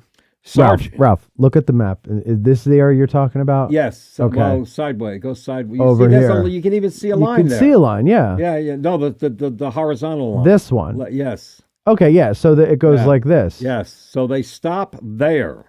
All right. The sergeant, that's his nom de plume. We don't know who the actual writer is. You also, ladies and gentlemen, have to remove the road in your Yes. mind. Yeah. This road stays, Mm-hmm. but this one doesn't. Go ahead. The more deadly Enfield rifles were directed at us alone.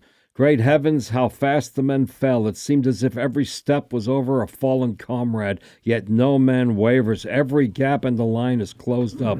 And bringing down their bayonets, the boys shoulder to shoulder pressed on, without a word, without a cheer, but with silent, desperate determination, stepping firmly forward in unbroken line. He got to that position and ordered bayonets.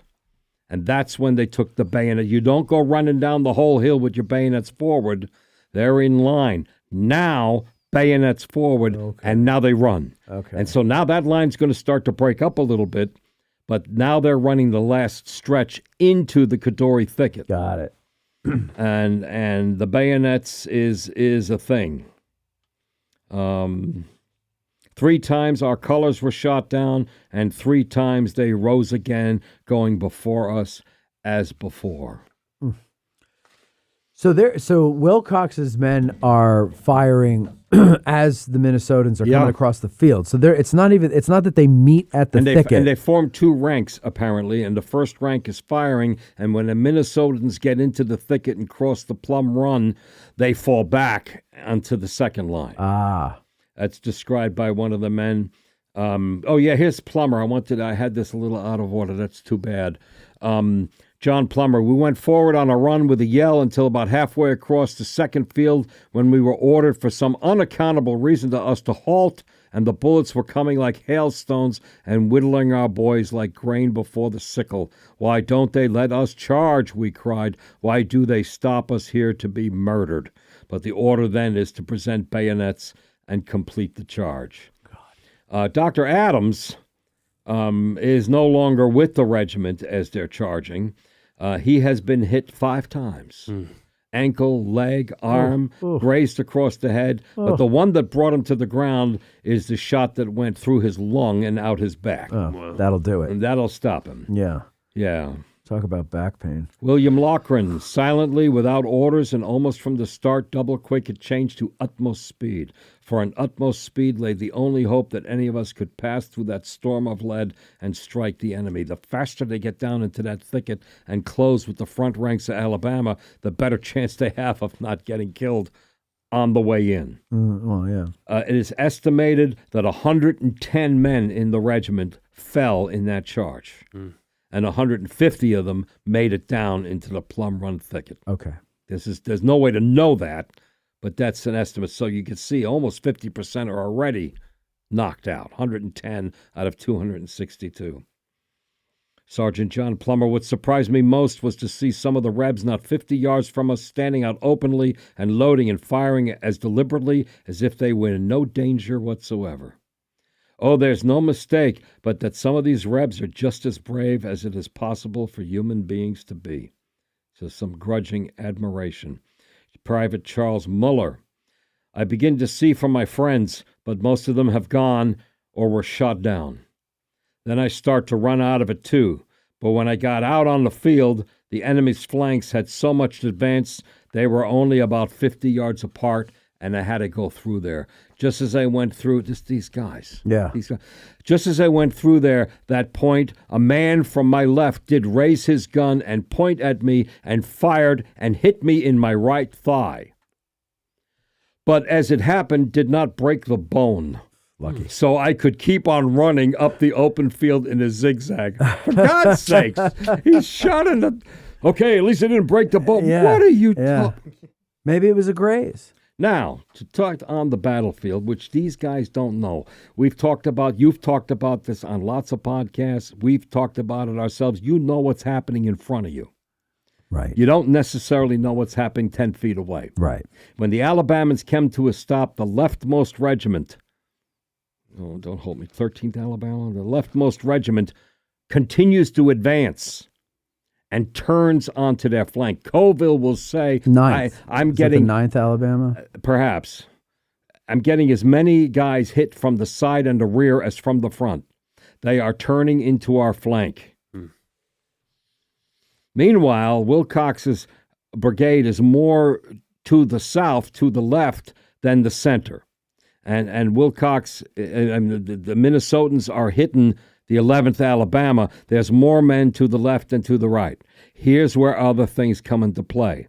Evan Thomas is switching to canister with 6 Napoleons, and he's blasting that Alabama flanking regiment with canister. Good. So they're not going to stay out there very long. Right. The Harper's Ferry cowards are uncowarding themselves by launching into Barksdale. The 111th is in reserve, and the 2 regiments in the front are doing very well. And the 111th is saying, we're not really needed here.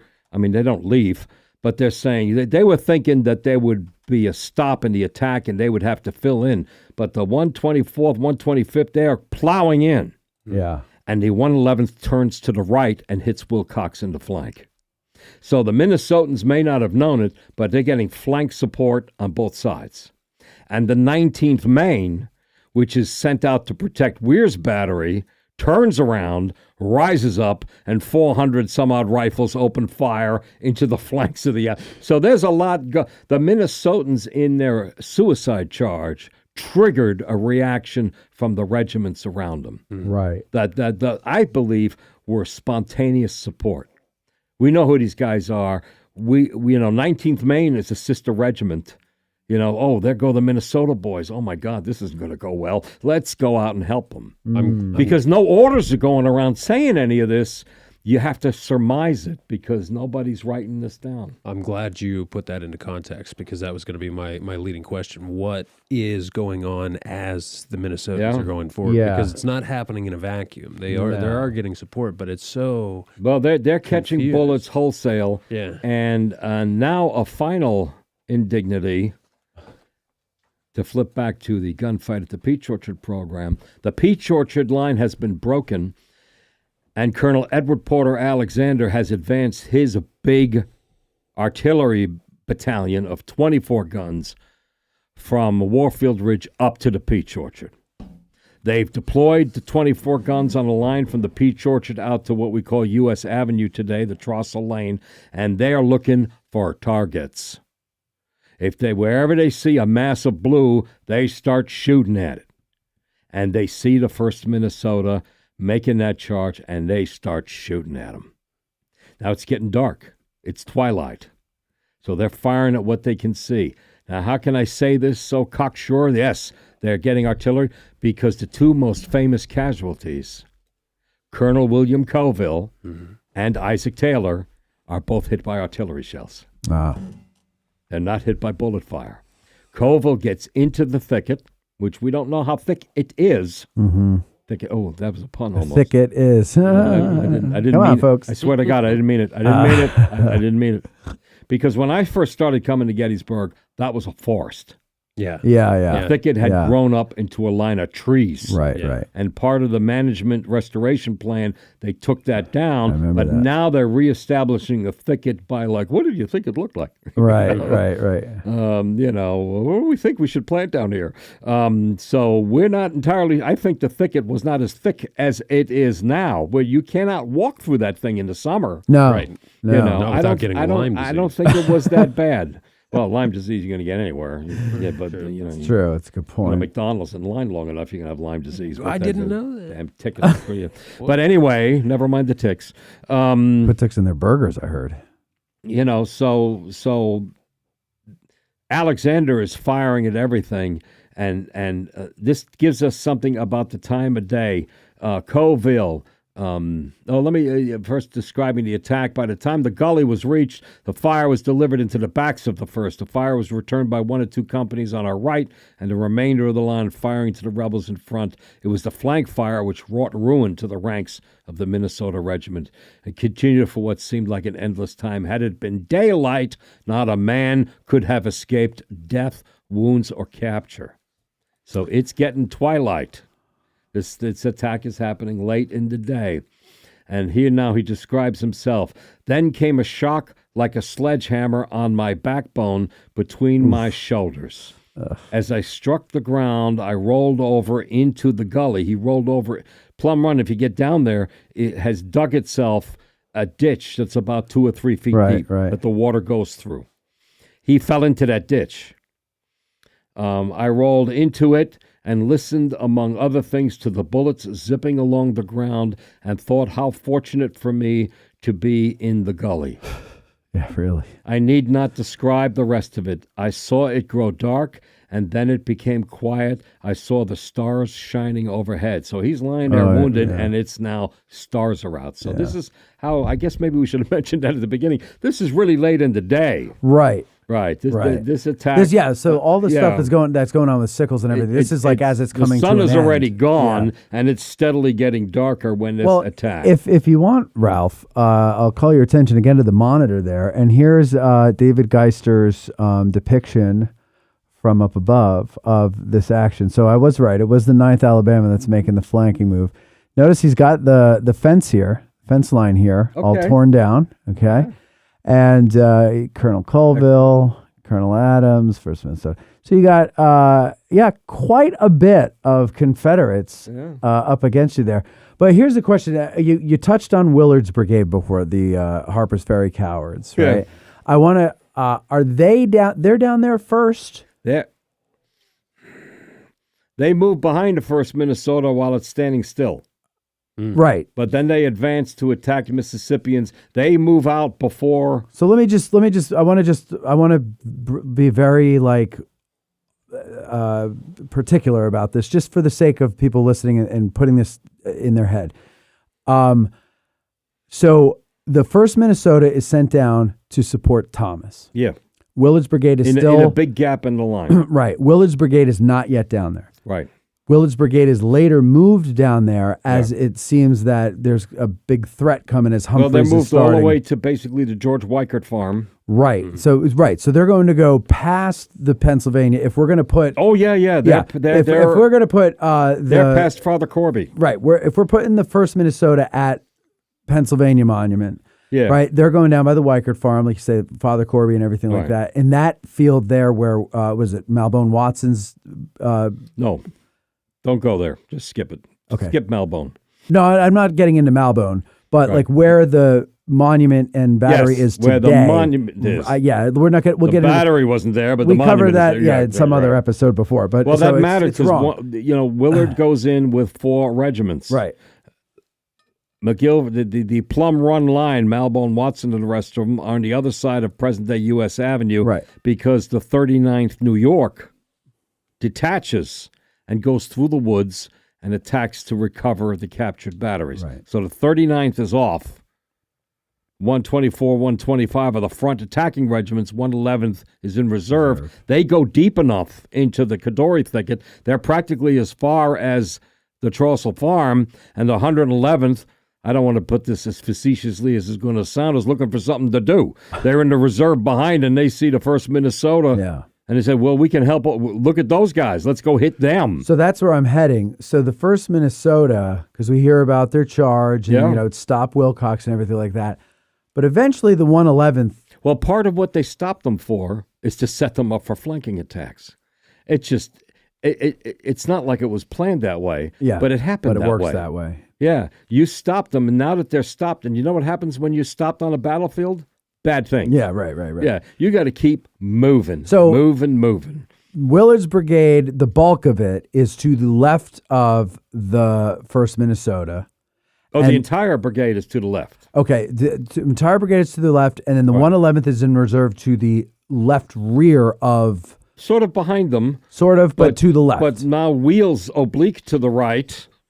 to join. I mean, I don't know if they ever made contact with the 1st Minnesota, but they made contact with the Alabamans. Yeah. Because remember, I said the Alabama Brigade is a little disproportionately off to the Minnesotans' left. Yes. To their left or to their right? To their left. The bulk of the brigade would be going right around the 1st Minnesota, or a big piece of the brigade, Okay. and the 111th is going to hit them. Okay. On the other side, where that regiment was flanking the 1st Minnesota, they're taking canister from Evans. Got and it. Then, and then Or the 19th Thomas. and then Thomas, Yeah. Evans, and then the 19th Maine wails in. I mean, they don't attack bayonets or anything, but they're within rifle range. Yeah. and so they're firing right down the slope. Okay. And so, all of a sudden now they're getting attacked by what almost amounts to a brigade-sized force. And remember, Willcox isn't. Yeah. We don't know how many he lost. He loses 50% on the day. So he may be getting, by the time the 111th and the 19th Maine are engaged, he may be on a 1-to-1 basis now. And that's a good reason to stop. Okay. And the Floridians coming in on his left flank don't. Mm-hmm. Lang's brigade, under the command of Lang, they call it Perry's brigade, and that's the problem because Perry's not there, and they don't get past the Emmitsburg Road. Right. And so, But that's a story for another day. William Loughran, guys. the regiment, had stopped the enemy and held back its mighty force and saved the position. But at what a sacrifice! Nearly every officer was dead or lay weltering with bloody wounds, our gallant colonel and every field officer among them. They get back up to the crest, and Captain Nathan Messick, who's a story by himself, Roy Frampton has said this is his favorite guy. He goes home on furlough to Minnesota, and I don't know how they make a diagnosis back then, but he is diagnosed with hepatitis. His liver is failing, and it's untreatable. Go ahead, Tad. So We got he's- Messick right here. So he's this guy's days are numbered by hepatitis. Back in Minnesota, what does he do? Gets back on a train, returns to the regiment. Might as And he's well. the highest ranking officer surviving, rallying the flag at the top of the ridge, and 47 men come back.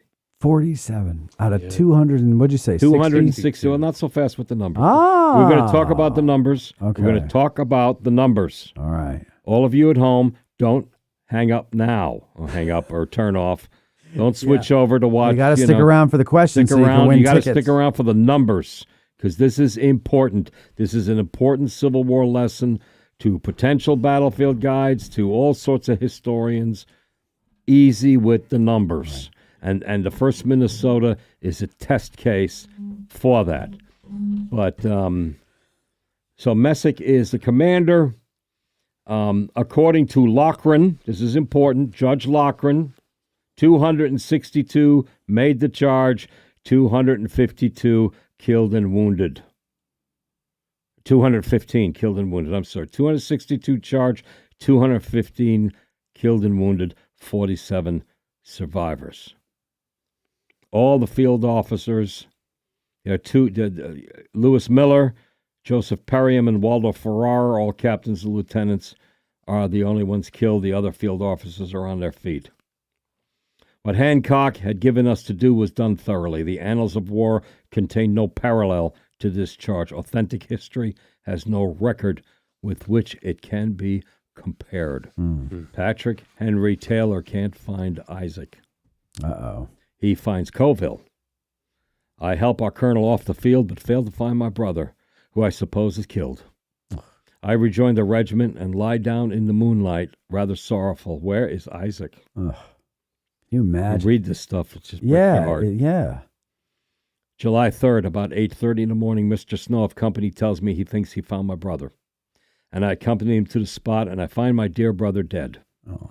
A shell struck him on top of his head Oh. and passed out through his back, cutting his belt in two. Oh, my God. The poor fellow did not know it hit him. Thank God. As we laid him down, I remarked, well, Isaac, all I can give you is a soldier's grave. I was the only one to weep over it. Ugh. So 47 guys left on their feet. But remember, C Company had been sent as Provost Guard.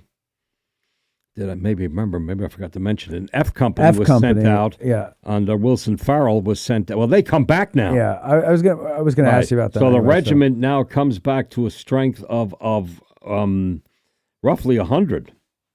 And they move up with the rest of the brigade to the position where their obelisk monument is, about 100 yards to the right of the Gibbon black walnut tree of the beginning of the stone wall. They're there with the Massachusetts monuments, and they have the tallest obelisk between Hancock Avenue and the copse of trees. So it's except for the U.S. regulars, ridiculous thing. but among the regimental monuments, I should say, so it's easy to pick out. Yeah.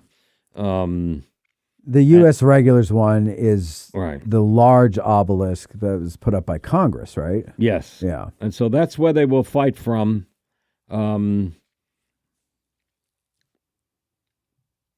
Okay. So when the Pickett's Charge breakthrough. So now we're on day 3. Day 3. The Pickett's Charge breakthrough, the 19th Massachusetts will countercharge under the command of Major Edward Rice, charging into the breakthrough. Our 2 regiments were ordered forward to the clump of trees. The advance was rapidly thinned by the hostile fire on our flank and in the clump of trees as we came in line. Captain Farrell of the 1st Minnesota with his company came in on my left. As we greeted each other, he received his death wound and fell in front of his men, who now began firing. I think they were over the wall. It sounds like it. Yeah. And so they'll have 17 killed and wounded in the fighting on July 3rd, including Nathan Messick and Wilson Farrell. So, okay. They also have 2 medals of honor.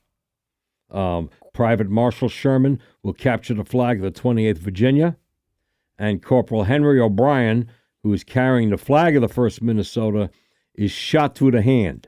A second bullet hits the staff and breaks it in half, and he charges with the flag in his other hand. And they said, okay, give that one guy, give him a medal. Yeah. And so how many medals of honor are awarded for the attack on July 2nd? That'd be none. Wow. And then because it's all about July 3rd and Pickett's Charge. Yeah. You know? So, okay, let me just, I got to pause you there for a second, because we kind of blended into July 3rd rather quickly. And you mentioned Company F and Company C, was it? Yeah. Yeah. Okay.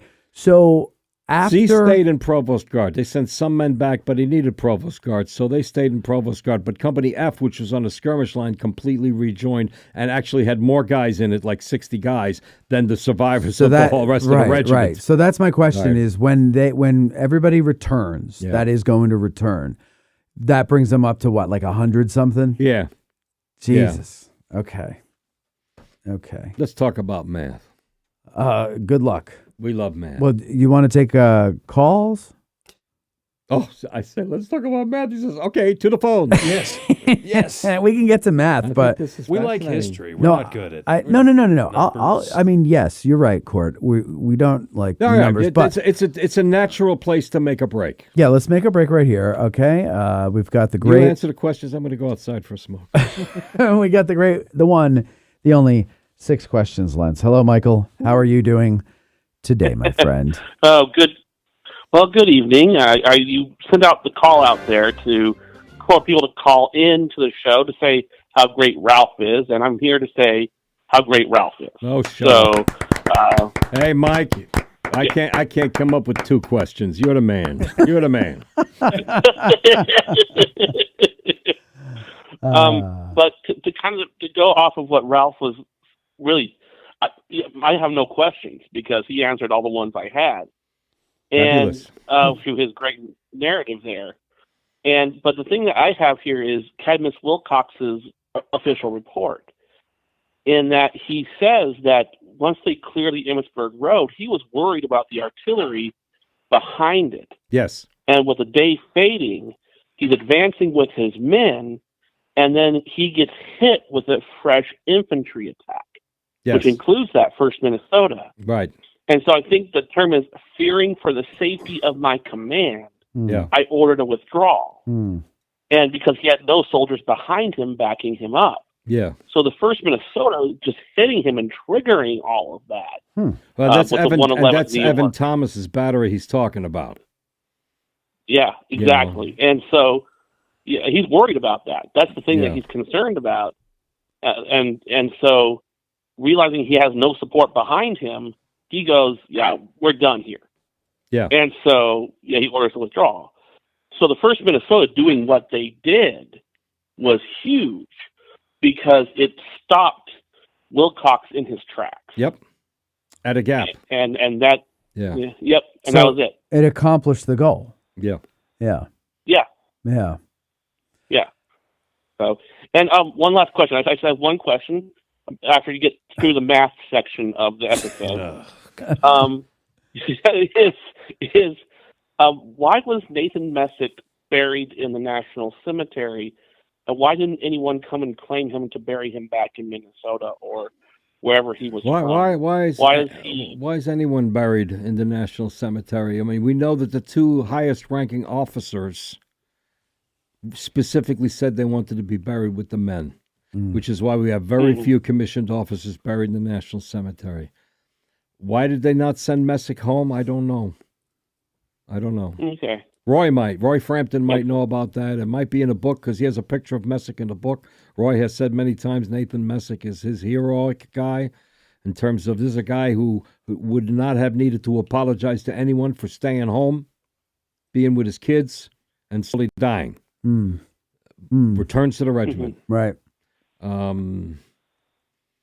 Yeah. So did he? Is there a letter where he said, "Bury me here"? I don't know. I don't know. I mean, I don't have any. I've never run into anything. And the Minnesota, he always strikes me when I ever go to the Minnesota plot. There he is. You know, Mike brought up the cemetery. So let me jump to the back to get this one story out. Is that I may only be Charlie Fennell and Roy Frampton and others may be shaking their heads at home saying, "Oh God, he doesn't know anything." That's all right. They're not listening. I did not know until a few months ago that we knew where Isaac Taylor was. Isaac Taylor, his brother put a head plank that he wrote in the diary. Isaac Taylor was an accomplished diarist. Patrick Henry Taylor took the diary and finished. The owner of this diary was killed yesterday, July 2nd. Don't ask me word for word. It is right. And then he writes the story. 1st Minnesota Volunteers, I.L. Taylor, July 2, 1863, and inscribed by Sergeant P.H. Taylor. They lost that. And they don't bury these guys literally where they lay. They kind of okay, let's bury them over there. And so they're carrying bodies from different units to a burying place. Right. And Parsons' battery, Hexamer's battery, but I don't, Captain Hexamer was out. 1st New Jersey Battery A. Those are the cannons you walk through to get up to the Pennsylvania Monument that nobody ever looks at. That nobody stops at. Right. And they were there before the Pennsylvania Monument. You know what I mean? So late comers. But Parsons' battery has 2 men killed, and they are buried. And Taylor is buried near them. Okay. Right, because so there's and Dr. James Christian, who I think last year completed this study profiling 2,000 burials in the National Cemetery, and he finds Isaac Taylor in the New Jersey section next to the 2 guys who were killed in Parsons' battery. Wow! By name, like he's named there. Wow! It's only his initials, ILT. Really? Yeah, you go over to the New Jersey section there. I mean, I don't know how people can see that, but the 2 guys. Did you send me that picture? Cutter and Creasel. I didn't. I just used it. Damn for it, my Ralph! notes. And right next to it, the I is almost completely erased. Like you have worn to away? you have to wait till it's raining. ILT. Oh, I see. Yeah. And he figured out ILT. That's Taylor. Because there's nobody in the New Jersey regiment or No. battery Right. with those initials. Because the thought was that they lost that board and that Taylor rested in the Minnesota section under an unknown. Uh-huh. Oh. And now we know he's not. He's in the New Jersey What are section, there only where like? he's far better off. What are there like what 50, 52 in the Minnesota section? Yeah. Which It's was not even that many. I'm not sure because they do send some of them home. Okay. There's 58 confirmed dead and died in hospital. But how many are buried there today? I'm not positive. Mike, do you know? It's not So the 58. stone says 52. 52. The That's stone what I says thought. 52. And Yeah. then, but who's in that Isaac Taylor plot? Wow. We Could it be? we will never Could know. it be Buster Kilrain? Might be Buster Kilrain, or at least his bloody armpit. Could it be Buster Kilrain? Math time. All right, math time, and then we got another call. okay. Thank you, No, Mike. I hate to be a math Thank nerd, you. Have a good one. but this was my line. Oh, you want to get other calls first? Well, we got before one more. lose all Might the as well lose- let him out. Yeah, let Yeah. him out so that the Okay. people who He's been hate sitting math here can for all 11 leave. minutes. I believe this is our buddy from Down Under, Grant. Grant, you're on the air, sir. Darn it, Matt. Don't call me Grant. What shall I call you? What, we don't call him Lawrence. Sir, whatever Darn you it, want. Tam. Don't you- call me Larry. Can you flush the toilet? We want to see it going in the wrong direction. I'd just like Got to him. take this. It's not a no. I'd like to take this opportunity to thank Ralph for doing such a wonderful job. It's a very difficult task as a guest, having to do the hosting duty and the guest duty at the same time. But you've done well. I see your point. And I think I love your accent. I think it's you are a New Jersey would love to have you as a representative of their state. The guy opposite you, not so much, but it's okay. Launching insults from down under. No, not to you. The fuck you I on? have the utmost respect Come for on, you, Grant. Ralph.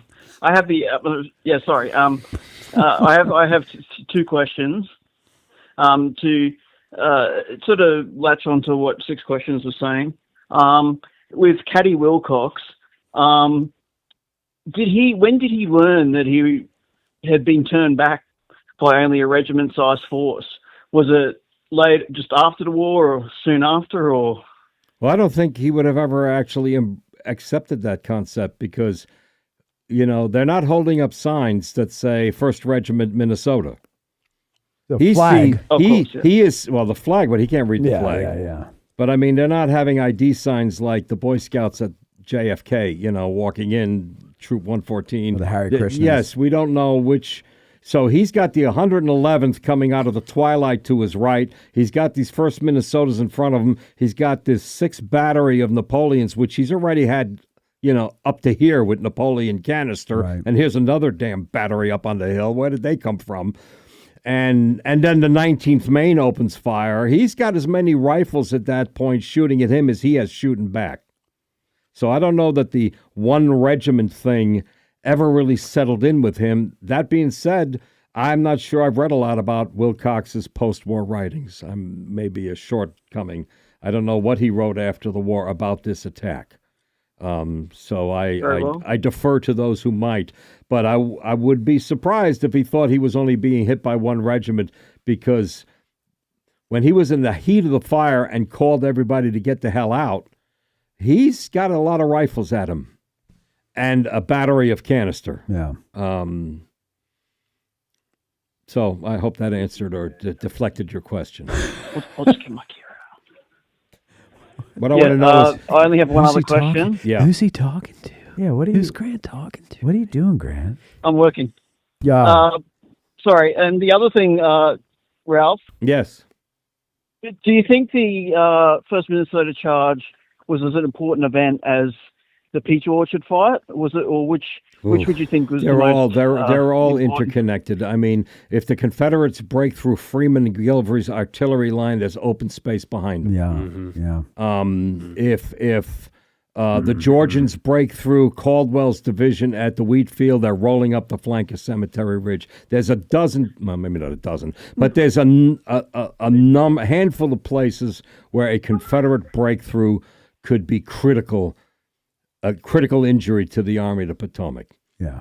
All of that being said, And then we boil back to the fight on Little Round Top. What if they got Little Round? What would happen?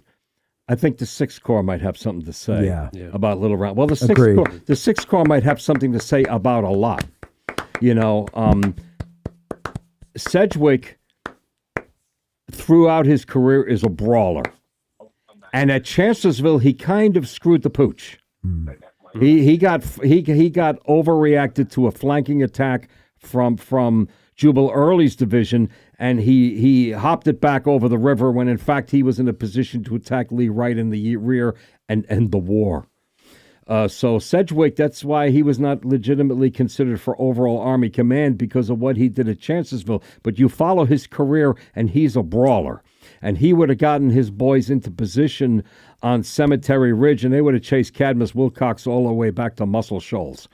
But they just didn't get there in time, and I think they were a bit tired too. Yeah, sure. But Take them from the rear. Yeah. So that in reality, now nobody knows this, but in reality, we know that the Sixth Corps is arriving, and to point out, the New Jersey's at the tip of the spear. It's the New Jersey Brigade that leads the Sixth Corps in. Right. They lead their fighting brigade in first. And they just go camping in the woods. They end up doing that, yes. Yes. And not what they meant, but then they saw that poison ivy and they go, come It's like, come on. This is why we left New Jersey, to get away from this. No, we're teasing our native soil. If Willcox had broken through that piece of the line, well, for one thing, he's not being supported. He has the same problem Rand's Wright complains about, that he broke through the line, which he didn't. But he claims he broke through the line, but he had no support. Well, Willcox isn't really getting any support either. So had he crossed the crest of Cemetery Ridge and gotten within sight of Tawnytown Road, how long could he have stayed there? They become what-ifs that will drive you nuts up here. That will just drive you, they'll just drive you nuts. What if a koala was a kangaroo, for Pete's sake? That's what I mean. What would you have in the zoo? So those questions will drive you out of your mind, and sometimes it's better not to even ask them. Ralph, I hope Grant doesn't quit now. Last question. Oh, okay. This is probably a quick answer. How soon did the media and the army and the people realized what the Minnesota boys had done? Like, how soon after the battle did it become a famous thing? That's a tough one. The reports, the official reports, who reads them, they're up the chain of military command. It is really Fox's regimental losses that vaults the 1st Minnesota into national prominence and puts pressure on the rest of Minnesota to recognize this regiment. I'm looking for the Fox. I think I gave them to you, Matt, the Fox's pages. But anyway, we showed them before, but Fox's regimental history, which I don't have. Your sophisticated Civil War followers, there it is. This came out in 1889. And this is the page listing regiments by proportionate casualties by action. And number 1 is the 1st Minnesota. And that got a lot of attention. And that really built the momentum in Minnesota for them to put up a monument. By the way, the outcome of all of these people, or do we want to go to the math first? Let's do math or outcome. Let's do the math. Yeah. All right, let's do Matt. Grant, is that it? Do you have anything else that you would like to stay tuned here, with? Grant? This is interesting nerd stuff. Thank you, sir, and Matt. Thank you so much. Thank you, Grant. Now, part of what I had, you got like a Jimmy Kimmel, Matt Damon thing going on here with him. Yeah. I'm effing Grant O'Brien.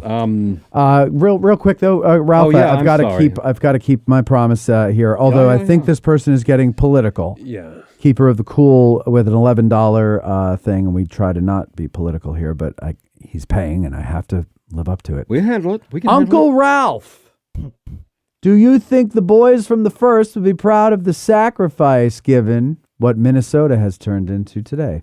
Proud of their sacrifice given what Minnesota has turned into today? I think they would be very proud. I think Minnesota's pretty cool. They got the biggest mall in the United States. What else could you possibly ask for? I mean, and that's really what they were fighting for. Yeah. Was the mall. Retail. Of all malls. Retail opportunities. Yeah. That's really and true. you got to secure that border with Canada. Yeah, dearest I mother. mean, if we go I after, think that when this war is over, someday we might have shopping malls galore. we go to we As far go as the eye we could go see. after that first we go after that 51st state.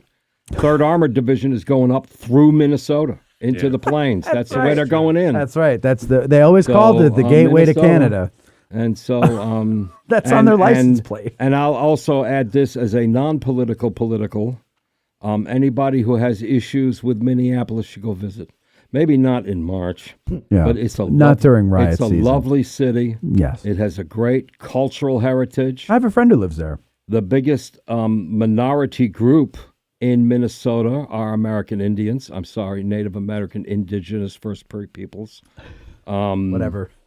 Yeah, Whatever they're supposed to be called. It's a cool. I was only there for a short time, but it's a cool city, and news is news. I've never been, but I've always wanted to visit that region of the country, and I yeah. haven't yet. But I mean, will. I'm saying that the ICE agents that crossed all the kerfuffle up there went to Minnesota because it's not in New York. Mm-hmm. Okay, because if they showed up in New York, they'd be fighting remnants of body armor under the D train. Okay, Yeah. it just wouldn't be happening. Yeah. We got subways. That's where we hide bodies, including yours. It's true. And they yeah. the Meadowlands. Well, the Meadowlands isn't as easy to hide bodies in anymore. But at one time, Yeah, nothing beats the subway. well, you still got the Pine Barrens. They could always take them down to the Pine They Barrens. get fined eventually. You know, that's true. I used to frequent a place in Minnesota called Lake Wobegon. Me too. Yeah, it Me was too. always quiet. Always quiet. And Always all the quiet, children like were Wobegon. above average. They Yeah. were. Yeah, they were. The thing is that in the Pinelands and anywhere else, a dead body's going to smell. In the New York subway, no one You would can't tell the notice smell. difference. That's right. The smell's there. It's pre-smelled. David Geister says, proud Minneapolis resident here, love my city. Yeah. So he's from there. Yeah. Okay. I will also say something else if I can, learning this growing up in Queens. Yes. Also not to be political. Okay. When a cop tells you to do something, you freaking do it. You just do it. You just do it. Tad learned that lesson. That's as far as I'm going to say. You worry Tad. about your civil liberties tomorrow. A cop tells you to do something, Right. you do it. You take it up with the judge. In Queens, there were a lot of kids who were bad. Yeah. The cop doesn't know which one you are. Right. So All I know is I watch police body know. cam videos like Yeah. kind of incessantly and I now. watched some of those videos, and the guy with the cell phone chasing after two guys carrying, what were they, M4 automatics in body armor. I didn't and they see said, that one. well, that's the guy who got shot. And they're telling him, will you step back? Step back! Yeah, step back. You Right. know? You Yeah, know. listen to the guy with the gun. Listen to when cops tell you to do something, you do it. Just sorry, not to be. That's okay. That's okay. We lost half our audience. Math. And let's get to math because Let's go to that the- really let's gains. go to this that lovely gains monument. listeners. By the way, I hey, was- they're talking about math on Addressing Gettysburg. Tune in. I was disappointed to learn from Ed Guy, a much more experienced and skilled guide than I am, Sure. that the first Minnesota monument is an actual person named Stephen Smith. Can we talk about the monument real quick? I thought this was Patrick Henry. I thought that because he looks just like him. Yeah, not Give Me Liberty or Give Me Death. No, Patrick Henry the other Taylor. one. Right. The brother of the dead, because he charged down that slope holding that bayonet, and I look at the picture of Patrick Henry Taylor, and I say it's him. Tad was looking at a picture of Jonathan Taylor Thomas before. Okay, so There, let's look go He's to. too young to know who that is. I know. Let's go. Now, I want to show you guys here. This is, of course, the first Minnesota monument depicting, I guess. Don't move yet. You're going to keep this there for a second? For a second. The big black plaque. Yes. You have to go up and read it. All my Civil War nerds, go up and read it. There you go. Can you read it, folks? No, not here. Oh.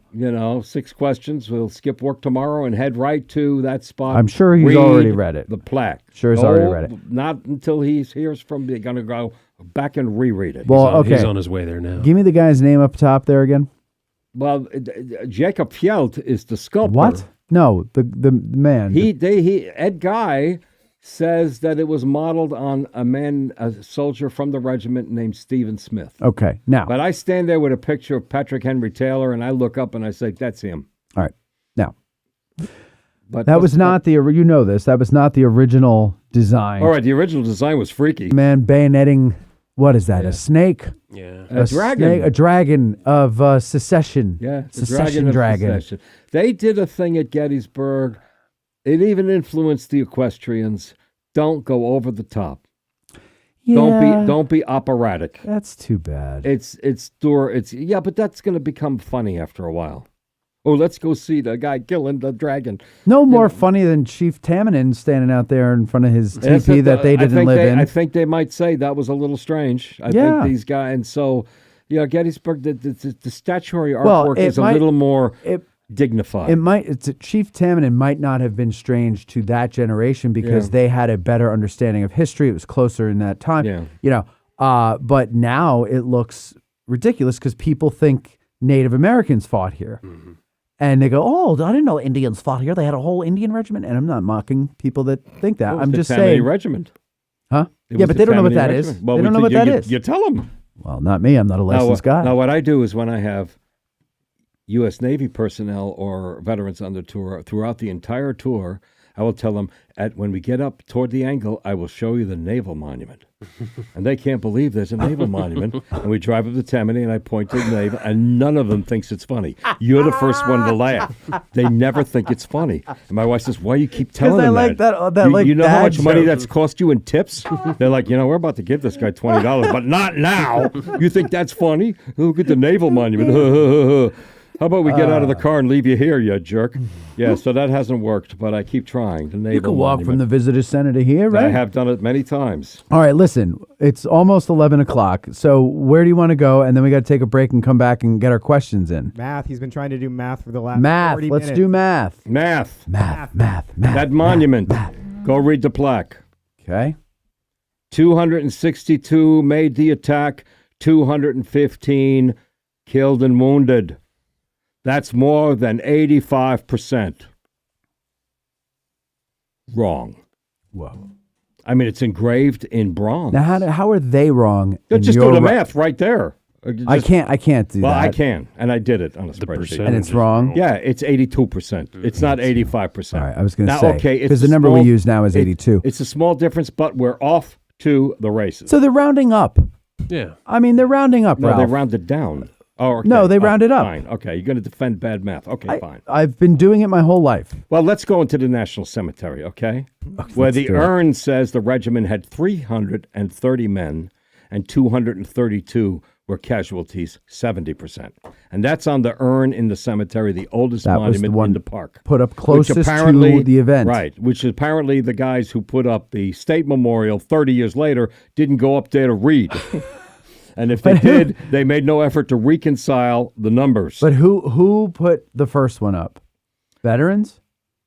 The urn? Yes. But I don't know. Not veterans.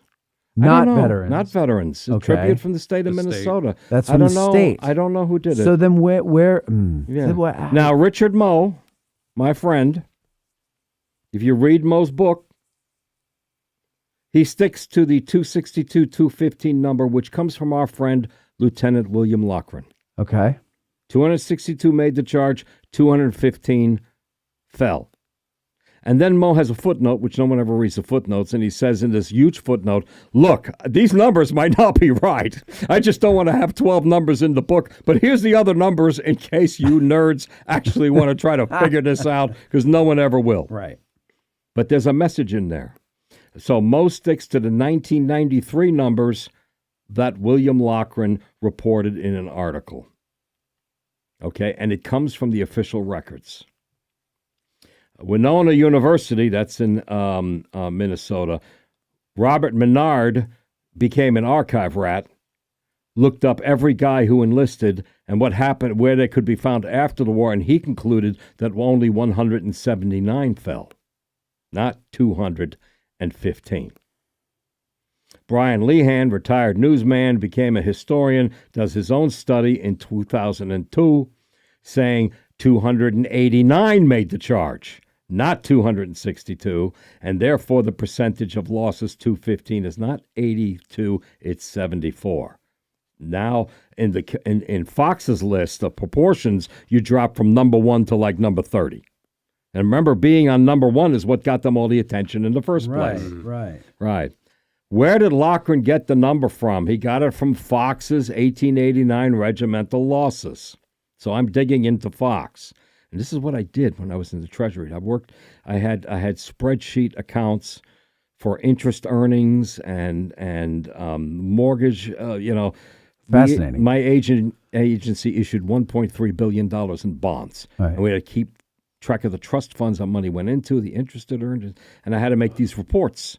So, not that I was, Einstein, who lived up the block from us. That's comforting to know that you weren't an Einstein with that. Fox did the math. Okay? The first Minnesota June 30th payroll, solid number, 385.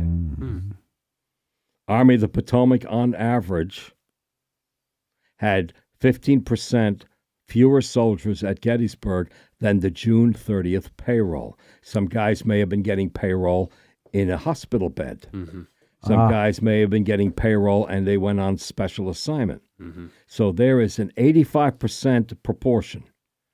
The guys who got paid on June 30th, 85% of them, that's the Army. I don't know if it was from 110,000 and 95. So that's the math. Okay. Okay? Yep. So 385 times 85% is 327. 327 divided by 10 companies is 33 guys per company. Mm-hmm. And Fox calculated that 32.7 guys times 8 companies is 262 men. Right, because you're removing And what do I have written right company there? C, a company F.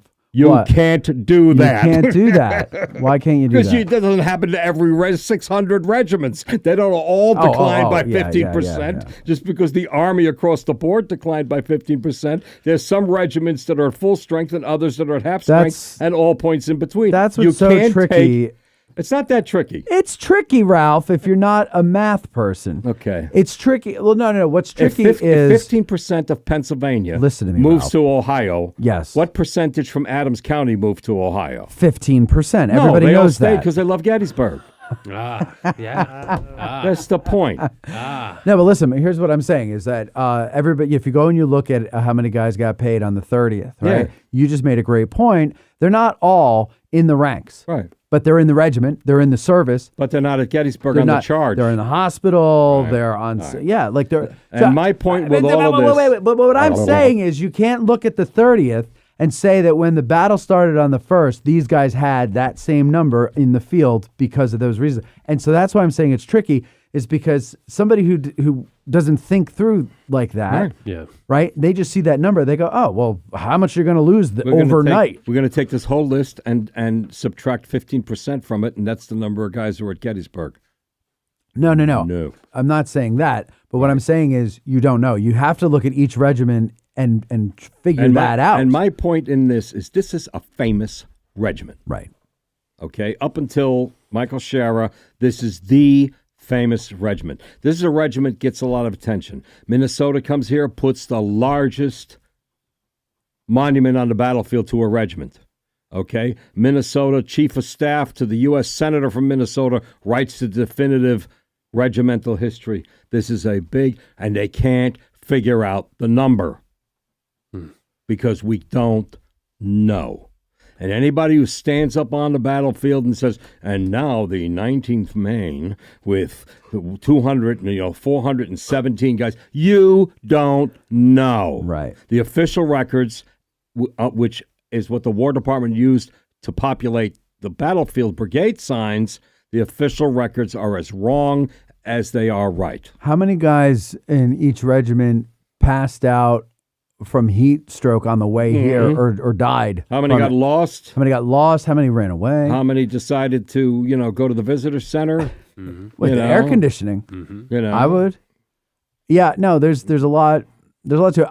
And you mentioned like anybody gets into numbers. Yes. Anybody who Dangerous runs game. an order or battle where he gives you precise numbers. I remember one of them. There's a book I will not go name where they did a spreadsheet, calculated, and then just rejiggered the spreadsheet 100 different ways and printed it as a book. And a lot of people live on this book. Yeah. And there are 3 of the South Carolina regiments, I think it's South Carolina, have exactly 303 men. 3 regiments. And I went to an old statistics professor that I had at college probabilities, who had to study probabilities and statistics, and he said the odds of that happening are 1 in 10 million. That just can't be correct. Right. And so we assign. So the lesson for the 1st Minnesota with the math error right on the bronze is don't ever nail down a number. That's the lesson, children, boys and girls. When you go out to Gettysburg, go out to the 154th. The famous. Did I get the number right? Where's Michael Lentz when you need him? 154th? Yeah, the regiment that got overrun and 90% prisoners up on the first day. 155th? No, 150. Wasn't 150? 155th PA? Where are we talking? Oh, New York? New York. New York. Oh. Yeah, the Amos Humiston regiment. Oh, yeah. Oh, yeah, right.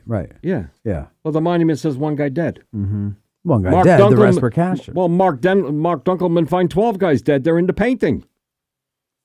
The guy who did the painting and did the research, he found 12 guys, and they're in the painting. Okay. If you go stand in front of the painting, everybody who's looking at you is dead. Oh, that's cool. I didn't know that. It's creepy is what it is. Yeah. Anyone who's looking straight out at you is dead. You hear that, folks? You heard it here second. You go to that mural, everybody who's looking at you is dead. And there's 12 of them. I'm sure Mark said it when he was on the show. Even though the monument, yeah, I'm sure he did. Even though the monument says one dead. Yeah. Yeah, they do their best. I don't mean to sound critical of the War Department. The guys who put together the official records, what a Herculean task. Right. They're all heroes to us historians, but don't ever nail down a number and say, yes, the Iron Brigade went into action with 1,373 men plus 11 dogs. No, we don't know. No, we don't. And Fox does this math, which is like, oh, come on. Couldn't you have just showed that? Wasn't there anyone at that print shop who knew math? Who could say, excuse me, this thing you're doing with the 50%, you can't do that. Yeah. I don't think people just want to sell books. Well, there's some of that. Yeah. And Fox was groundbreaking. He put this stuff together, and the casualty numbers are most historians accept casualty numbers as being very good. The returns on dead and wounded are good. One of the weaknesses is there's guys who die of their wounds that never get recorded as dead. MWA, mortally wounded. That's a category that doesn't exist. You're either dead or you're wounded. Mm-hmm. You die 2 months later. What do we call you? So but generally, with that exception, the loss records are good. It's the strength records that screw everything up. Right. Well, how big was the regiment that had these losses? We know that the 24th Michigan ends up on Culp's Hill with, what was it, 95 men? 99? Or 99, but they well, don't. But and they say, know. but the main number was 496 when they went into action. Yeah, go to Michigan and other records, and all of a sudden it's 500, 600, or 250. Yeah. This is a famous regiment. Yeah. And the point then is, boys and girls, easy with the numbers. Well, and I also think that when you're getting bogged down in numbers, you're missing the entire point of studying this stuff. Except thanks to Fox a little bit, although he didn't do it in his book. He didn't do it in the text, but we equate losses with courage. Losses with valor. Hard fighting. Oh, they were hard fighting. Look at that, 75th Pennsylvania. Look how they fought as that ferry flipped over and they all drowned. Yeah. But they fought to swim. The Butcher's Bill, we one of our regiments here, the 5th New Hampshire, ended up the highest number of KIA of the war. What does that tell you? Brave soldiers? Bad doctors. It tells me wounded guys who die. It tells me a lot of things. I don't know. And a lot and nothing. Exactly. Yeah. It tells me a lot, and it doesn't nothing. help us where we started to understand those guys on that line. If it's 262, if it's 289, if it's 240, looking down that slope. And the colonel is standing there with a look on his face that had to be like, these are his children. Right. He had a company of militia that now he's in charge of the whole regiment, and he's had a look on his face. We're going. It's got to be devastating. He may not even have uttered any words. He may have just turned and waved his sword, and they went with him. That feeling, I don't even understand what that could be. Yeah, that feeling. Yeah, as the colonel when you look at that. And so how do we translate You don't. that to visitors on the field? You take them there and you let them look at it and you hope something sits. And I do use the numbers, so Well, no, the numbers little are hypocritical. Numbers are good to use, but like it's. I highly doubt that as these guys are listening to a bullet whiz past their ear, they're thinking of what is our strength here, and how many have we lost so except far? they're looking and they know. Well, no, they know because they see a guy lose his head. I see how many guys we got, and I see how many guys those are. But what I'm saying is like they're living the story. That's their cousin who just got shot over here. That's their neighbor they grew up with who just got shot over there. I don't know if I read the quote, but Patrick Henry says he thought he saw his brother get hit. I can't. But we got to keep going. Or what's the name of the father and son in Pickett's division? Is it Spessard? Yeah, I think so. God, I wish I knew. I think it was like a sergeant. Call up Hessler. See where is Hessler? Where's Hessler when you need him? Yeah. I think it's Spessard. Look, it's my son. Look what they did to my boy. Look what they did to my boy. Can you and then he gets up and keeps leading. And he has to keep going. Well, he doesn't have to, but yes, he does. No, he doesn't. Yes, those guys are dropping like flies on that attack. I know. I would have gone to bed. Yeah. Oh, you look hurt. Let me help you back. I'm not hurt that bad. No, I insist. I'll help you back. Come on, Bill and Steve. Help this guy back. Lieutenant, I am not hurt that. Oh, you're bleeding. We've got to bring you back to the hospital. Let's go. We got to carry him back. We'd love to make this charge. We really would, but we feel needed, duty bound to carry you back to the hospital. Right. That finger could get infected. That fingernail, that looks like it hurts. Eric W. with a $10 super chat says, great show as always. Can we get a Dan Butterfield for the, sorry, Ralph, beaver removal? Yes, we can. Dan Butterfield. And by the way, I would say, well done, National Park Service. But it's actually from Washington. They're not removing the beavers. They're lowering the water. Well, I'm sorry. I think for the beavers and for you guys, it's almost over. And I think history has won yet again. Yes. They're removing the frat house, but the frat boys still have their Adirondack chairs, and they'll sit on them in the rain.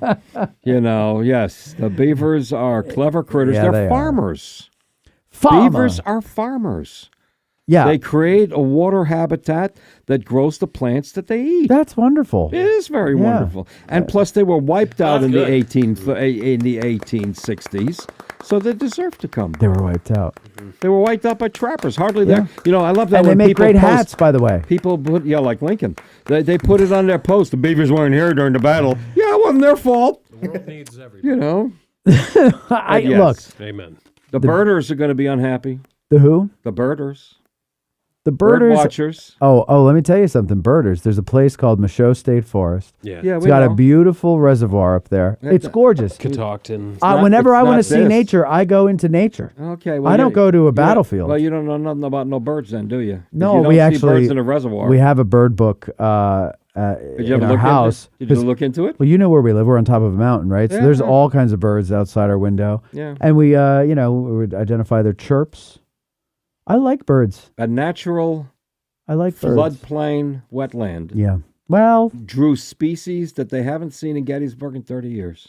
Well, I really couldn't care less. Well, but but you're not, which is why I began the argument. You're not a birder. I'm not.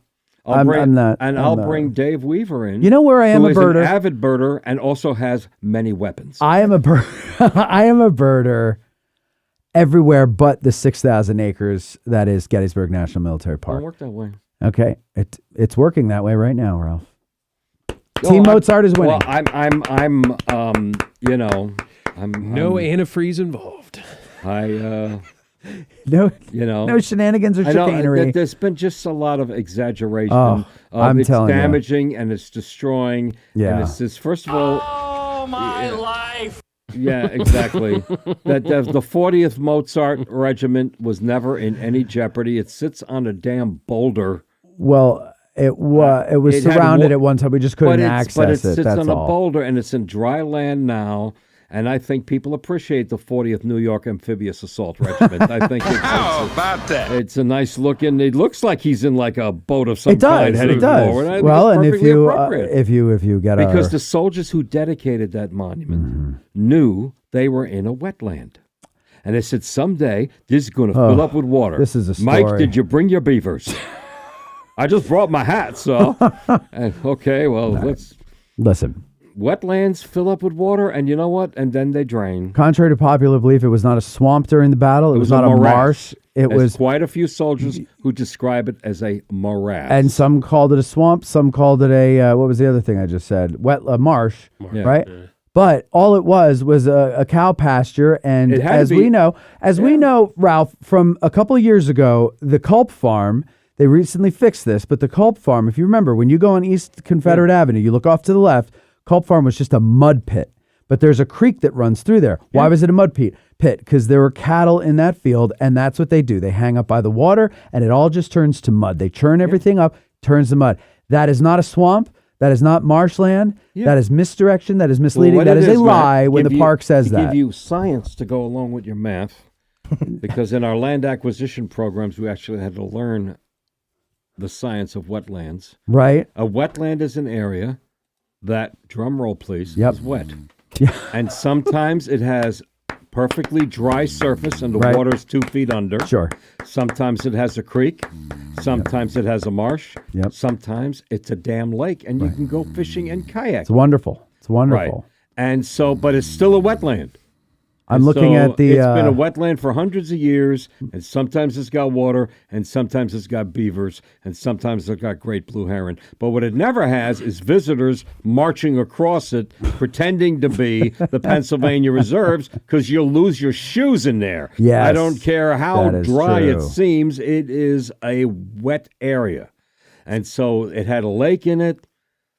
It didn't break anything. No, and listen. And it brought in birds that got Carol Reardon and the other bird watchers very excited. I know, and I'm sorry they're going to have to go out to the mountains now. But those look, birds are not in the mountains. Oh, Matt. they're everywhere. Wetland birds. I've seen herons up there. Are you kidding me? Well, okay, herons are on golf courses, but let's move on to squirt a little the water tricolor down. heron and the least bittern, okay? The birds that haven't been seen in 30 years. Yeah, I know what you mean. The pterodactyl bird, I've seen one sitting on top of the visitor Those center. are great. on the I know. roof. They're so cool. Yeah, they're awesome. Yeah. No, listen, Ralph, I really, at this point, I find it relaxing to go down there and sit on the boulder and watch the birds. Well, don't go down there tomorrow. I'm going tomorrow because we got to get video because Mikey Beaver is going to do the Crying Indian. We're going to do a Crying Indian shot where It's going to be on fire tomorrow. I know. That's why it's going to be actually really be good. That'd be good television. Yeah, that's what I'm saying. Yeah, you might see me out there. Yeah, I'll keep Derek. an eye out. Stephen. They all left already. They when we started talking math, they started talking out the door. I know.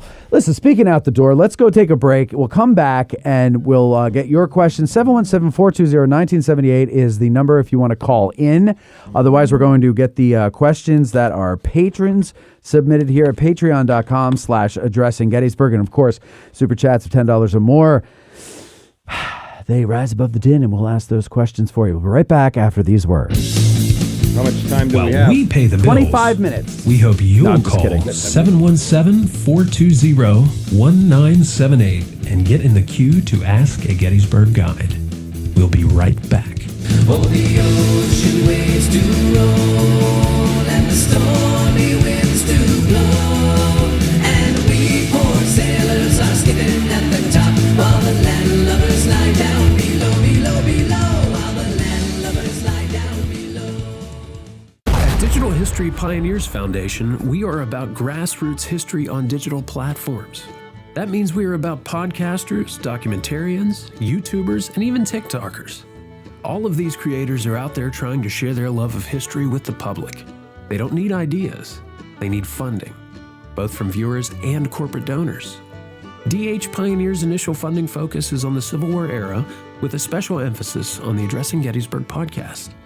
So be a vital part of the unique content Addressing Gettysburg has in store by donating at dhpioneers.com and help bring your love of history to the people. Digital History Pioneers is an IRS Section 501c3 approved charitable corporation that makes any donation tax deductible to the fullest extent of the law.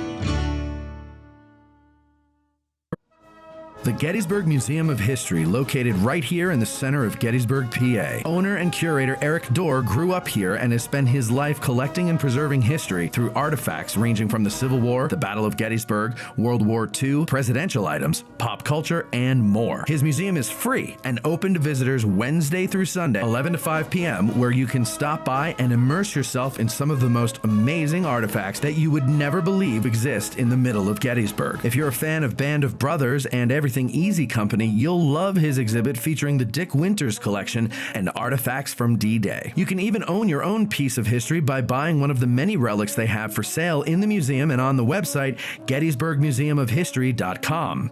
The Gettysburg Museum of History is a non-profit 501c3 organization with a foundation that allows all purchases and donations to keep the museum operating and open free of charge. They have been featured on the History Channel, the Travel Channel, the Smithsonian Channel, and the Science Channel. Now you can check them out on American Artifact, the series on the YouTube channel, The History Underground. So that's the Gettysburg Museum of History at 219 Baltimore Street or the gettysburgmuseumofhistory.com. If you like this podcast and what we're doing here, please like, share, and subscribe. Thank you very much.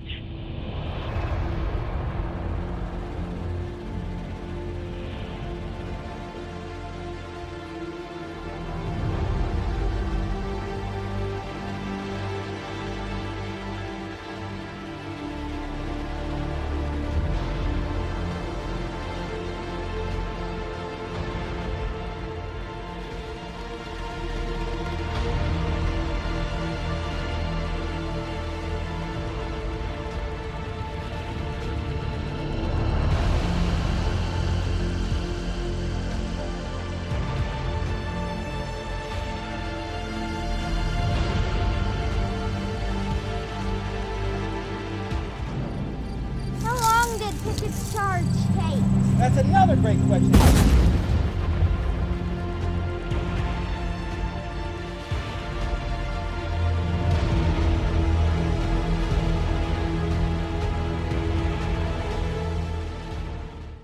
Who can forget the sounds of the 60s? The 1860s. I can't, and you can't either. Now, there's Marching Through Georgia, the exciting new album by Billy Webster. All of your favorite hits of the 1860s in one place. Such hits as Gary Owens,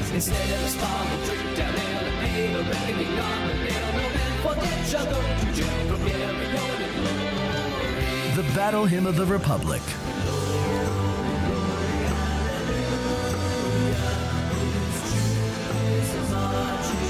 All Quiet Along the Potomac Tonight,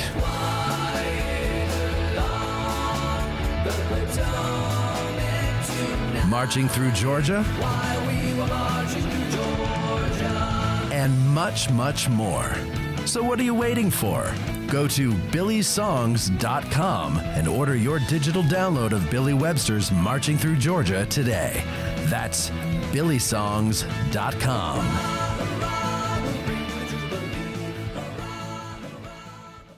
Seminary Ridge Museum and Education Center, Gettysburg's premier museum, is housed in the historic Lutheran Seminary building constructed in 1832, a witness to the first day of battle. The museum's 3 floors of exhibits connect visitors to the dilemmas that led to the Civil War, provide a powerful and personal view of the battle's first day, and explore one of the battlefield's largest hospitals. No visit to Seminary Ridge Museum and Education Center is complete without a guided tour of the building's famous cupola, where on the eve of battle, officers and civilians saw thousands of Confederate soldiers' campfires burning to the west, and Brigadier General John Buford watched for vital federal reinforcements as fighting erupted on the morning of July 1st. Today, you can stand where Buford stood and discover how this view helped chart the course of the Battle of Gettysburg. Your trip to Gettysburg is not complete without a serious visit to Seminary Ridge Museum and Education Center, Gettysburg's premier museum. Purchase tickets online at seminaryridgemuseum.org or call 717-339-1300. To get tickets or a cupola tour, listeners may call or walk in and mention address in Gettysburg, or by ordering online using the promo code AG1863 for 20% off. Seminary Ridge Museum and Education Center.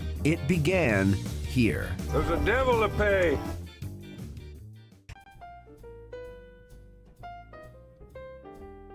When you're dragging ass out of bed, and the hairs mussed up on your head. You picture the 20th Maine, and you're happy once again. Fight the battle against being slow with little ground top, bro. When you're dragging ass out of bed, the hair's mussed up on your head. You picture the 20th Maine, and you're happy once again. Fight the battle against being slow with little ground top bro. Addressing Gettysburg's Little Ground Top by Bantam Roasters is available at 82 Steinware Avenue in Gettysburg or at addressinggettysburg.com/cafe.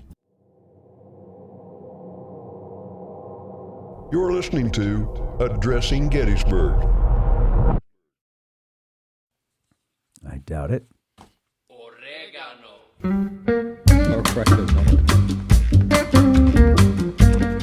Oh man, we are just gearing up, okay? Richard gearing up for our Totem Pole show on April 12th. That's coming up. That's this coming Sunday, ladies and gentlemen. Yes, we are excited. Ralph, you're going to be there, right? You're going to be in the audience? I'm afraid I have company coming in from out of state. And you're bringing them along with you. Thank you, Ralph. That's what I meant to say. Yeah. That's what I meant to say. Hey, listen, ladies and gentlemen, the ticket link is right there. It's pinned in the comments section right now. If you're watching this episode archived, it's in the description. You can't lose. Click it and get a ticket. And it's a great facility. It is. If you've never been there, you'll kick yourself for never having gone there before. Yeah, it really is. It's a lovely theater. And we're going to have fun. We're going to make use of that stage there. It's a nice big stage. You might have seen some video of us looking for set pieces and stuff. We're going to try to make it look Victorian in some way, but in a minimalist way, right? Oh, absolutely. Yeah, and we've got Understated. 4 renowned, esteemed historians: Britt Eisenberg, Lewis Trott, Kevin Bryant. 3 of them are licensed battlefield guys, and Cody Aish from the Seminary Ridge Museum and Education Center. It's going to be a lot of fun, and it's going to come out for the anniversary in July. Ooh. So it's going to be a while before it comes out. You might as well come out and see it and have a good time with us and everything like that. And there just might be a post-show dinner type of thing, but you have to come to the show to find out. Yeah, that's right, ladies and gentlemen. That's right, ladies and gentlemen. And don't forget, in the questions right after this break, we have a contest. So get your dialing finger ready. Okay. In fact, I'm going to give you because you're going to Google it. So you got to call in as soon as we ask the question. First person to get 2 of the 3, if not all 3, correct, wins tickets, and you can transfer them to somebody who's local who wants to go. Court is part of the show, but we're not allowing him to go unless he buys a ticket, and he doesn't want to. Yeah. So maybe you can help Court out. So anyway, click the link there, or just Google Totem Pole Addressing Gettysburg live show April 12th. It'll come up. Get a ticket. We'll see you there. It's going to be a lot of fun.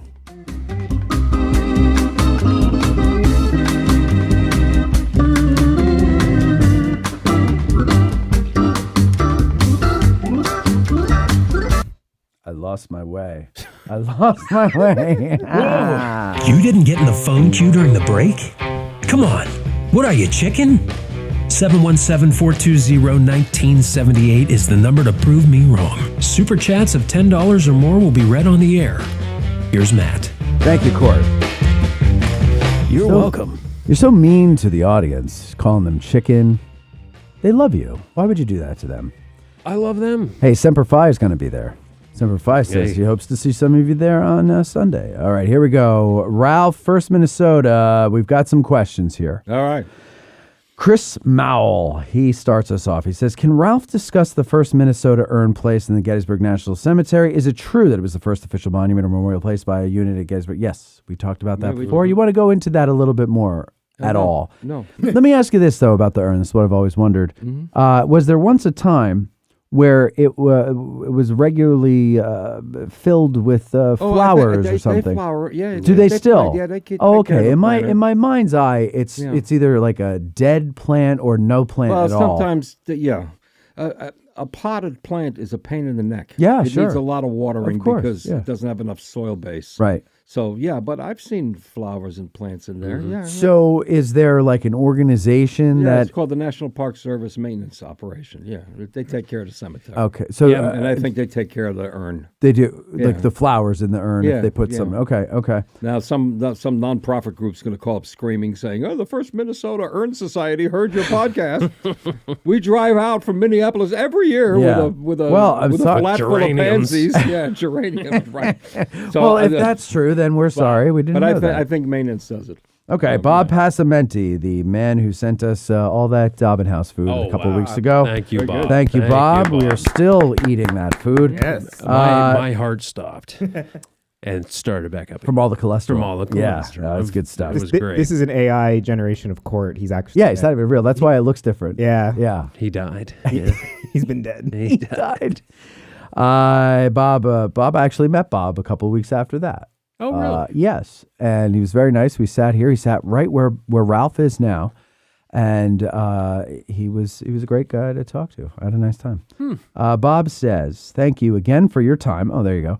And for that of your guests today. I recently reached out to you, Matt, for doing. Reached out to thank you, for doing what you do and for giving enthusiasts such as myself a place to find solace, humor, and camaraderie while enjoying a wonderful education on the subject of Gettysburg. I have two-part questions. 1A. 2 questions, and each is in 2 parts. Correct. There is an A and there is a B. It's 4. Tad, wake up. It's like 4. There is an A and there is a B. Oh, 4. Thank you. 4 questions. Okay. Hey, other people were doing stuff. 1A. Where exactly were the reinforcements General Hancock was waiting for? The other side of the ridge, probably pretty far down, maybe in bivouac, half of them. It's essentially Doubleday's First Corps. Okay. Which is just basically in the in Pickett's charge, they were in a reserve position. On July 2nd, they were in a let's make popcorn and coffee position. Right. Right. So yeah, they had a rough day the day before. Yeah. 1B. Given this, did the 1st Minnesota sacrifice, in fact, actually by the specific time that Hancock felt he needed for said reinforcements? I think we... Well, did they by the time became a non-question because the attack stopped? Right. So if there was a gap behind them or not, it So no longer matter because they didn't get past the thicket. Yeah, They didn't get past the Plum Run thicket. Did So they any did of the stop First them. Corps arrive to assist, or was it over by then? It's over. So they called them off? I don't Or think they they have didn't even arrived make in it. the gap. You know, there's a lot of dead bodies they can help carry up and Yeah. wounded guys that Okay. need a hand. Yeah. It is getting dark. Remember, it's dark. That's true, too. Yeah. And, Yes. and you also, especially in an attack like this, you're not going to attack in the dark. This is what confuses me about Rand's Wright's attack, is time of day. There's one prominent book by a good friend who has Ambrose Wright's Georgians going all the way over the wall and all the way down to Hanover. Meade's headquarters. Mhm. Yeah, in the dark. Right. At that point, because they moved after Willcox, and we hear from the guys in the 1st Minnesota, it's dark. The stars come out. Huh. Well, what's Wright doing? You know. Well, was it after or was it simultaneous? Oh, it was in Chechelon, which means after. In Chechelon? Chechelon is I don't know what that word means. It's Chechelon. In Chechelon by Mazatlan. In Echelon. Okay. Yes. 2A. Had Hancock been shot in the groin immediately prior to ordering the charge, would his voice have been too high-pitched to be heard amidst the squall of battle and thus lead to a break in the Union line? I would say the high-pitched voice would actually help him be heard over the din of battle. 2B, given this, is it thus safe to conclude that Hancock's tremendous balls, in either case, saved the Union line at this point in time? Big balls. Our old friend. They really love Hancock, don't they? He got big balls. Yeah, Hancock. They just go for Hancock. And you know, if they read some of what Hancock said about Grant, when Grant became president, I think the Hancock fan club would get a little thinner. Yeah, seems a little full of himself. He's now, and groin doesn't mean right in the nuts. No. Right. You know. Right. Right. It wasn't actually in the house. Yeah, it was more in the inner thigh. Yeah. Because they eventually got the stuff out of the wound by having him straddle an imaginary saddle in a medical clinic to recreate the angle of How his he was leg sitting. when it went in. Right. Because it didn't make sense. Laying down, the wound didn't make sense to them. Yeah, and then they're like, why don't we sit him in a saddle? So that's another thing is like, take it easy. And just as I criticize Hancock, take it easy on him because he's awake. Yeah. He's sitting up. Oh. He's not anesthetized or the whole thing ain't working. They're going Right. in there with probing needles. You know, all you need is a visit. Yeah, all you need is a visit to the Museum of Civil War Medicine in Frederick to walk out the door, go home and throw all your Civil War books into the dumpster and says, I think World War I's sounding interesting, you know, because it's just, oh my God. Yeah, it's awful. Yeah, so. Richard Grabko says, my question is, how big a factor was Willard's charge in stopping Willcox, as it's in record that he was attacking Barksdale and perhaps the 111th, he says Pennsylvania, but I think he means New York. I know he means that, did engage Willcox. Any clarity would be appreciated. So we kind of clarified that earlier. The 111th fired more bullets at Alabama than they fired at Mississippi because their own boys are in front of them. They're in the way. Yeah. And Now, the reference to Mississippi is tomorrow, the 3rd. Barksdale's Oh, Mississippi. attack. Right. The two New York regiments are hitting Barksdale's brigade, what's left of it. Right, because the 111th is behind them, and they go onto a right angle and open fire on Willcox. You know, if they're opening fire on Barksdale, their guys are in the way. Yeah. Now, it's not a bad point when we answer questions like this, that when you go on a tour with a guide or a ranger, or you look at a book, or you look at a map in a book, that we create an artificial sense of order that is the first thing that's gone on a battlefield. So you got a brigade charging down the hill, and their companies and regiments are commingled. Officers are giving people orders that are not under their command. It's getting dark. It's all smoky. The smoke, I mean, I think we had a quote to that the smoke saved men's lives in the Minnesota attack. Had my men been all out in the open without the smoke, none of us would have survived. And I think Colville said that.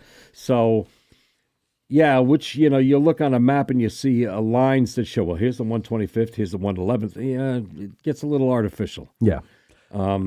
And I was confused because I was thinking of the 11th Mississippi, but they weren't against the 111th New York. They were a little further south of them on the 3rd. So that's what I was thinking. Forgive me, all the perfect people out there. Forgive me, please. Well, it does go to a point, just like I tried to make with the numbers, artificial sense of organization. Yeah. The books do it. The guides do it. Everyone does it because we want something to make sense. But basically, once an attack gets underway, it's 600, 700 men, and they're running into each other and in groups, and they're giving each other orders. And, you know, there's one famous quote where it says the men don't need a commander. They will advance on their own hook. There's a lot of that. All right. But 111th New York is hitting Willcox. Okay. And it is a factor in keeping the 1st Minnesota from being completely wiped out. Dr. Craig Miller, he says, when I recorded with Matt yesterday, we discussed Albert Sieber. All right, look, folks, get ready. Get ready with your dialing. Get ready with your dialing. Here we go. We mentioned Albert Sieber of the 1st Minnesota, who was hit in the leg and head during the regiment's charge, but lived to become a famous scout in the Old West, involved with the Apache Wars and the pursuit of Geronimo. Can you, ladies and gentlemen, name the actors who played Sieber in the movies/television? I'll give you a hint. There are 3 of them. 1, 2. Yeah, I didn't know that. 3. I'm sorry, there's 4 of them. Oh, my goodness. There's 4 of them. If you get 3 out of 4. Oh, come on. You got to do If you get 2 out of 4, you will get a ticket. Craig already told me, so I'm still not going to the totem pole theater because I'm bowing out. Yeah, well, good. Because we don't want you there anyway. Yeah, You well, stink up the place. Yeah, screw you. Man. Yeah, screw Hey, you, man. Ford, I want you there. People I now have to call in. That's nice. Love you. So now we're going to call. Well, we're going to go forward, and I'm going to see if anybody has the nerve to call. I'm not If you going to know 3 of the names, you get an all expenses trip paid to Bermuda. There you go. Now What it's if got to you- be a phone call. You got to call in, and if not, if you put it in the comment section, again, got to be a super chat. You can't just throw it in there. All right, Ron Moore says, I wonder if Ralph thinks the charge and sacrifice of the 1st Minnesota was in fact a military emergency. Could it be possible the Confederate attack was running out of steam at that point and wouldn't have gone much further anyway? Sure. Yeah. So, Sure. but what is Hancock? Hancock doesn't know that. Yes, right. Right? Mm. He sees. I see these guys coming, and I see a lot of our guys running. Right. Sure, it's possible that we don't have to do anything, and they're going to run out of gas once they get down to the Plum Run, and the beavers start hacking at their ankles. that might put an end to that. Yes, of course, he doesn't know. We know. We know. Yeah. But he didn't. That's another thing. We like to have everything nice and neat. We kind of need it too, so we can understand it. We also like but to we second-guess also decisions. Well, yeah, because we know a lot that they didn't know. Yeah. At the time, couldn't have known. I mean, if Willcox's brigade stopped in the middle of the field and laid down and took naps, then I think maybe Hancock would be like, you know what? I think those guys are done. Personally, with what they've been through, and getting across the Emmitsburg Road and through Carr's brigade. Which, by the way, they didn't run across that field. Humphreys had a fighting retreat. He stopped, turned, and fired. Stopped, turned, and fired. Right. Several regiments report how Humphreys is handling the withdrawal. Humphreys is a professional. And then they get across the ground and they say, oh, my God, is that another battery of 6 Napoleons? Oh, screw that. Yeah. They're coming under 6 Napoleons, and they're going closer into canister range. Yeah. And those 6 guns, which are covering a front of at least 70 or 80 yards, all opening up with canister and solids, that might have been enough to stop them. Right. There's a lot working against Willcox, is I think what you're trying to say. Yeah. Van Cornish III says, what was the 1st Minnesota's reaction to Dan Sickles' 3rd Corps movement to the Peach Orchard? They must have had a good vantage point from their position on Cemetery Ridge. That's what he says. So what happened to Coville after the war, you ask? I'll be happy to answer. After the... Okay, I'm trying to pull one of those George Washington things. It's all happening before they get there. They're there seeing the chaos of the fighting, ranging from the Wheatfield Road across the Emmitsburg Road all the way to the Klingel and Kadori Farm. They are seeing a landscape of fire, and I don't know if they've been briefed that Sickles did something wrong or whatever. They're just going up there and they're seeing what's going on. Right.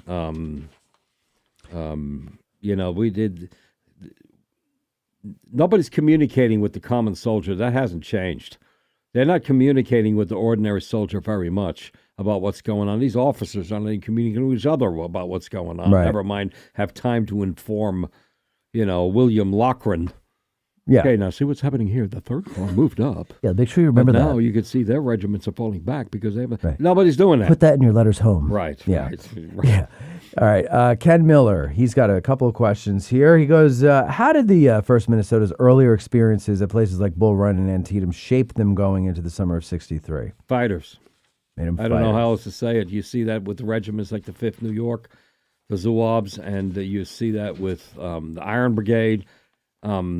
How do you make fighters? You put them into battle, and the guys that come out alive are stronger.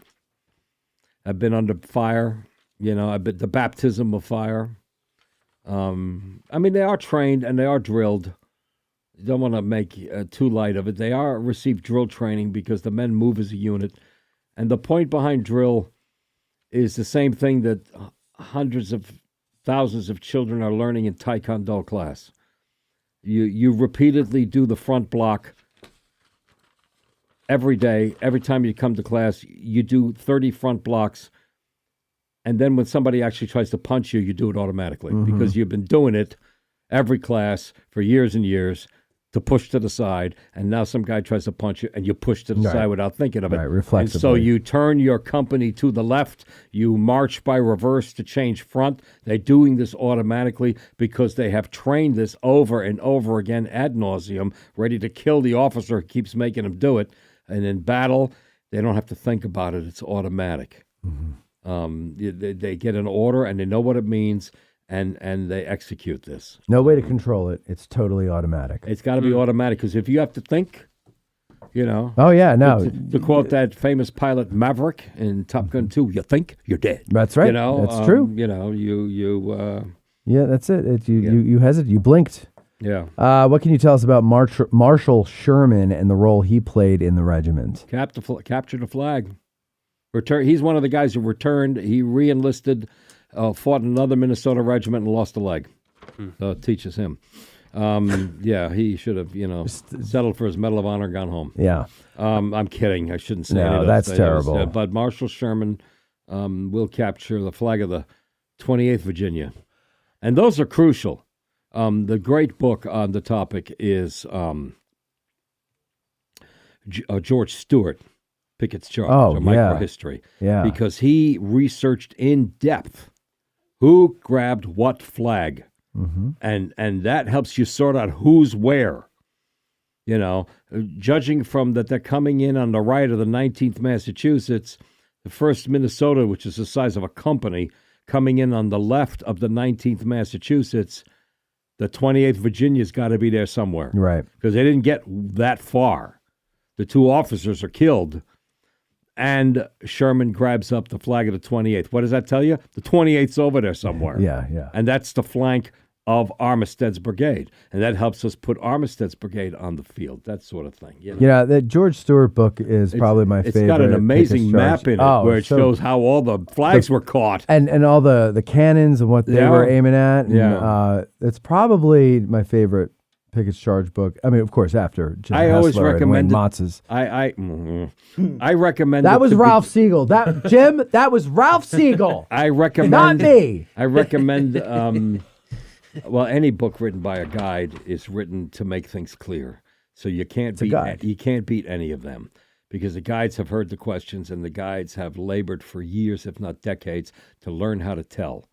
And so that works in a book. Stewart is Coddington. And when people ask me, give me a book that I can read, Stewart's a magnificent writer. The thing reads like a novel. Mm-hmm. And I just scarfed up a copy of Stewart for these folks that are coming to visit me from Salt Lake City. I said, this is your book. You start with this. Yep. And Bruce Catton. That's what you start with. I think I have a copy of it out there, and I have 3 more at home. And I do this with Son of the Morning Star. Every time I find it used somewhere, I get, if there's there's always like 3 or 4 Son of the Morning Stars. So I always buy them out because they're like $5 a piece or whatever. And I hold on to them. And when we get talking about Custer and the Little Bighorn, I'm like, hold on, I got something for you. And I force people to take it and read it, and they can have it. It's because nothing beats a good book. He picks the $5 Son of the Morning Star copies out of the book sale where I work. That's right. Often. That's And right. One time he was reading one, and I went up behind him, and I reached over and I spiked it right out of his hand. He really did. It took me back to middle school. Okay. What became of the regiment after Gettysburg? How did they rebuild, and where did they serve next? Yeah, this is a good question. They were in for another killing at Mine Run. How many? Wait. They were on the line at Mine Run in November. As 100 men? No, they. Yeah, I guess I don't know what they. I mean, what? I don't know how big they were. Did they replenish their ranks the at all? Union didn't really do that. Yeah. I don't know how many men, but they Minnesota were didn't send them in. They were in the front line to make that attack that Meade had ordered, and Warren called it off because he saw that Lee, who they thought they had surprised him on the flank, was reinforcing his flank, and the whole attack was called off. Huh. And the men from Minnesota write about it like, this is it. I mean, I don't know how I got through Gettysburg standing up, but this is going to be finished. I'm going to be done here. Yeah. You have wounded men returning to the ranks as well. Sure. Okay. So it's you're getting some guys back, but still, I mean, you're not. No. Anywhere near. It's curious now. I want to look it up. What was their order of battle? What was their regimental size of Mine Run? Isn't that funny that that was kind of their swan song, right? We always stop at Gettysburg, but a lot of these units had a life afterwards, right? And their April expiration in '64, their 3 years were up. Okay. And everybody pushes. We got to re-enlist them. The second re-enlistment was duration of the war, which, how long is that going to be? Mm-hmm. The guys of the 1st Minnesota looked at their record, looked at the wounds that they had on their bodies, looked at Adams, because Coville doesn't recover. He's actually in the Tilly Pierce house. Oh, really? Yeah, the James Pierce house. He's recuperating, and we'll come back and visit and say thanks to them. He's paralyzed. He can't move. Yeah, because he got it in the back, right? Yeah, the upper back. but he recovers, but he's never able to walk properly. He walks with a cane for the rest of his life. I'm glad you asked about Coville, because but he still publishes a newspaper, and he will become the Attorney General of the state of Minnesota. So he manages with that big cane. In 1893, he founds a town in northern Minnesota called Durfee Creek. Durfee. And today you can't find it because it's been renamed Coville. Wow. Coville, Minnesota. Coville, Minnesota. There you go. In it's June, about to be renamed. The regiment is very proud, Micker. and they have annual reunions Micker, in Minnesota, in Minneapolis. Mickersona. Annual reunions at the best hotel, and all the veterans come. And in 1905, at the age of 75 years old, his disability is getting even worse, but he travels to Minneapolis for the big reunion. Saturday's going to be the big reunion, get-together banquet, and Friday night he dies in the hotel. Son of a... And he's buried in Red Wing. It would be cool if they buried him in Coville, but Red Wing was his home base, and so he's buried in Red Wing. And it takes, 23 years, but in 1928, they dedicate a monument to William Coville at his gravesite in Red Wing. Okay? And the monument dedication is attended by President Calvin Coolidge and 20,000 people. Wow. So, yeah, a big legacy, big memory for Minnesota. Tim is entirely right, which is hard to say, that, up until Shara, and even later, because even though Shara's novel was awarded the Pulitzer Prize, it was a dead seller. It just didn't sell books. Yes, right. It wasn't until Gettysburg came out that there was an enormous interest in the novel. Well, Ken Burns first. And Shara's gone by yeah, then. yeah. Yeah, but Ken Burns didn't make Shara popular. No. Gettysburg did. But he featured Chamberlain, and that was the first. That certainly elevated the 20th Maine, which was not like the movie did. Right, it's the core of Shara's book. I don't know if 1990 did it for Shara's book sales. Jeff would be able to. You've had Jeff on the show. Yeah, Jeff would know. He told me, and he said something I don't remember. But if you go back and listen to the Jeff Shara, it was one of the Jeff. We've had him on a couple times, I don't remember which one. He talked. Well, we talked about his dad. We did a whole episode on his dad. Yeah. And that was about 4 or 5 years ago. So he probably would have said that. He did. He tells the whole story there. But it didn't sell. It didn't sell till I thought it was the movie. No, so the killer. I'm sorry, Ken Burns. Right. When talking about Day 2 of Gettysburg, features Chamberlain. Yes. In an unlikely textbook maneuver, right? Yes. And that whole thing. Yeah. And I think that is the first time where they say that there was like a wave of interest in Chamberlain. Then the movie comes out, right. which Maxwell had been later. Right, and Maxwell had been fishing that, shopping that all over the place for 12 years. Yeah, right. That comes out, and now all of a sudden, I didn't know he was shopping it for 12 years. Oh yeah, I knew originally it was supposed to be a TV movie.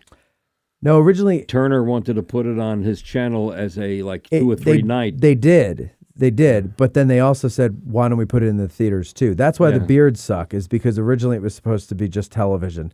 They're like, let's put it in the... What, the TV's too small, you can't see the beard? Basically. Yeah, no, there's a difference between film and television beards and wigs. Evidently. Anyway, the point is, it was Chamberlain and the 20th Maine became huge from the movie. Everybody wants to come here and see Little Round Top and all that other stuff. Yeah. I do believe that, this could be easily Googled in front, right there in that laptop you have in front of you there, Court, if you don't mind. When did the Killer Angels win the Pulitzer? Because it won the 74. Pulitzer, right? Oh, it was 74. Yeah. So, okay, never mind. Or maybe 75, but for the year it's published, the Pulitzer's awarded the next year. And that Pulitzer didn't help it. That was the sad thing about Michael Shara's story. Do what writers and historians are impressed, journalists are impressed by Pulitzers. The general public, Yeah, but sometimes you hear that helps. It can make a bestseller. Yeah. David Blight's Frederick Douglass book the sales tripled when he received the Pulitzer. Sure. We very but it's proudly. Frederick Douglass, it's well, of course, you're the subject. He's not an obscure guy. Yeah, and I think Jeff was saying that when the book came out and it won the Pulitzer, the public still didn't care because Vietnam was fresh in their minds, and they didn't want to hear about war. In their minds, Vietnam's still happening, and they don't want to hear or read a book about colonels and generals making decisions that kill the average man. Just this weekend, I had an opportunity to talk with a couple of people, including Jared Frederick, who has his own little podcast about movies and history. And something that flummoxes me is why the Apple doesn't fall Apple far from the tree. miniseries Masters of the Air hasn't, which I felt was every bit as top quality as Band of Brothers, didn't even get nominated for Emmys. Was completely overlooked for everything. I mean, the Band of Brothers is legendary and incomparable, but Masters of the Air was right there, a different sort of two main character structure than an ensemble. But you know what it was for me? And it's the time. It's the context. Today, there's less. Back then, 9/11, militarization, a great appeal for the greatest generation. Yeah, and they were still alive. My grandfather was still around. And today, or last year, or whatever it was when it came out, it was not, didn't get the ratings, didn't have the... No, we don't want World War II stuff. No, I don't know if it's even that, because there's a new generation that's becoming interested in World War II, and they never met a World War II veteran because they're all young and they're all dead. But, well, they're not all dead, but mostly. Yeah, they're in the hundreds, yeah. Yeah, and so I think for me what it was, I had the same problem with the Pacific. I just didn't care about the characters. Yeah. And also with the Pacific, too much of the home front. I know that's the story, but what I loved about Band of Brothers was there was I think besides when they were in boot camp, there's one scene when they're not in a combat zone, and that's when Winters goes to Paris. Yeah. Right? But there's no love story. There's no home front, anything. That bores me. That takes me out of it. And that's why Band of Brothers is so good. Masters of the Air, they start off, and the guys are already really good pilots, and he's got the hot girl, right? And that's in the very beginning. The very beginning of Band of Brothers, we go through boot camp with these guys. Yeah. We see them vomit spaghetti going up Mount It's Curry. a different through line. Yeah. Well, you get to know the character. You care. You give a shit. I think the problem with Pacific was that in Band of Brothers, the characters were all on the same track. Mm-hmm. They're different characters, but they're in the same unit. They're all together, and they're going in the same direction and having the same story. The Pacific was three guys with completely different stories. Yeah. So from one to the next, all of a sudden you're in Peleliu, all of a sudden you're in exactly. Yeah. I mean, the combat was great. I love the Pacific because in New Jersey, John Basilone is a huge hero. There's still a parade every year. More than Bruce Springsteen. For John Basilone. Yeah, that's okay. And so that was big. Just had to wake you up. He earned it. But all right, I got one more question, and then by God, it's 3 hours and 20 minutes we're going here. Are you serious? Yeah. Did my watch break? My watch is broken. Yeah, well, you broke my watch. You broke my watch. You broke my watch, and now it's gone. We started. Brian Durenick says, "Why was the listening. 1st Minnesota Regiment the only one from Minnesota assigned to the Army of the Potomac, and why were they not assigned to the Western Army?" We already know why they were the showed first. Up in Washington. It was that simple. The first 75,000 guys all went to Washington. Oh, that's right. Because Washington, remember, Maryland was on the fence about secession. Right. So this could have gotten very bad. Yep. The Washington, D.C. could have been surrounded by Confederate states. Of course, Virginia didn't secede right away either. But you get my point. Yeah. The first soldiers all rushed for Washington. The Western campaigns developed later, and of course, the rest of the Minnesotans. Remember, there was 11 regiments. All 10 of them were in the Western theater. The 4 actors who played Al Sieber in movies and television. It looks like, you know what? It looks like nobody called. Nobody wants to come to the show. You know what? That's fine. We don't want you anyway. Okay? In fact, no food for you. No food for you. No fun for you. No camaraderie for you. No soup. All of you who didn't call. All right. Here's the answer. John McIntyre. In the film Apache, 1954. I have a clue what that is. Richard Widmark, you know him, in the TV series Mr. Horn. I never 1979. Okay. 79? Yeah, here's our boy, the late great Bobby D. Robert Duvall in the movie Geronimo, an American Legend. And he's good in it. He's great in it. Yeah. Of course he's good in it. It's Robert Duvall. So's Gene Hackman. That movie was great. Yeah. And that scene where Jason Patrick goes up against the lone Apache and he pulls his horse down. And the way he gets on that when he's done, and he just kicks the horse, stands over him, kicks the horse, and the horse gets up, and he perfectly Have you ever seen this movie? Oh my God, very good. It's so Very good. All right, and then of course Matt Damon is in it as well, and that kind of ruins it. But Wes Studi is good. Matt Damon. What's wrong with Matt Damon? Matt Damon. I don't know. It's from Team America World Police. Nothing's wrong with Matt Damon. He's a fine man. Yeah, but we just ran out of time for him. Yes. And then Charlton Heston played him, a character based on him in Arrowhead, 1953. I'm going to rush back to see that now. You know, he used to babysit Bo Brinkman's kid. Chuck Heston and his wife. Bo lived in their neighborhood. Sounds risky. You drop your kid off at Chuck Heston's Want to see a musket? Hey, kid. Hey, kid. You want to see my gun collection? Look at this pirate pistol I have. Here, you can handle this one. Here's your own NRA card. Yes. You ever see what a 357 Magnum could do? And then he goes into the backyard with a broom handle and says, "Watch what I can do to the pool." Because he played Moses. All right, ladies and gentlemen, it's time for us to go. We are tired. You got to get him on. We will. You folks got to look up this book. Give his it's email. Not a reading book. Give Dave his email address. Yeah. Okay. Yeah, James Christian. Don't you get tired, Ralph? He's a retired doctor. What is he? Me and Tad have been here all day. Are you slap happy back there, Tad? Oh, I was there when we hit an hour. I know. Somebody said you had hour 2. Somebody said you have the 1,000-yard stare. Well, because you and Ralph kept going on about the fucking beaver for like the millionth time, and I was just like, oh my God. I haven't been on that often. Beaver news deserves publicity. No, Alan, I don't want a love story in Band of Brothers. That's my point. I don't want love stories mixed in with my war. You're taking me out of the war. I don't care. Matt just wants more gayness in the things he watches. Well, there was that. Mortal Kombat is gay? Okay. There was that sex scene where you got to see Tom Hardy's butt. Oh. In Band of Brothers. That's right. Your favorite. Right. Yeah, when they're looting. Yeah, when you look at the cast of Band of Brothers, how many big butts actors we have today that came out of out of that, you know. Yeah, no. And how many butts? That's the only butt, I think.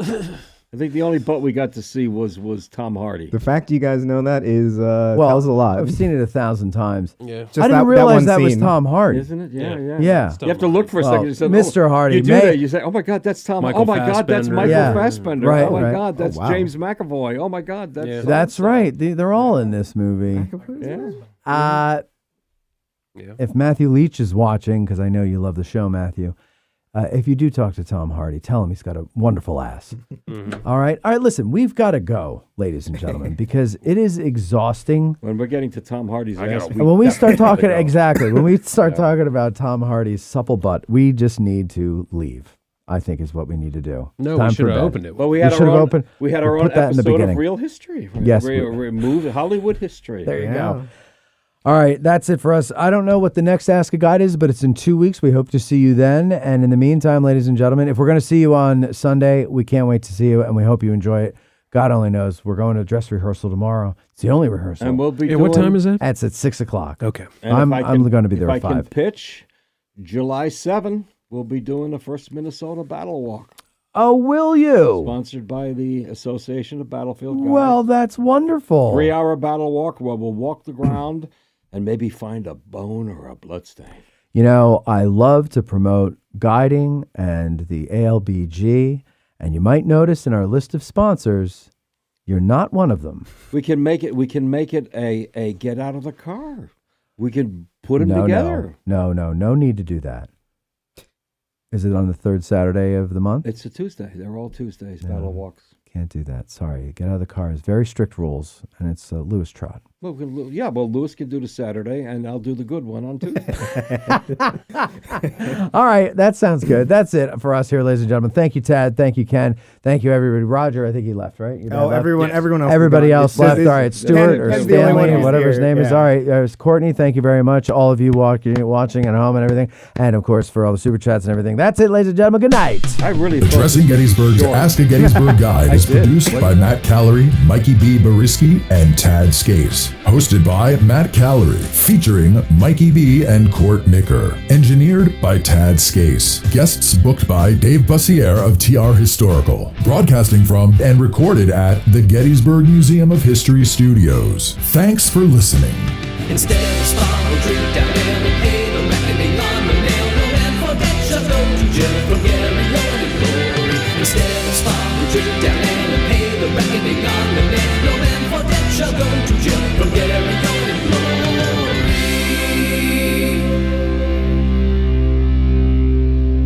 Copyright 2026, Addressing Gettysburg, LLC.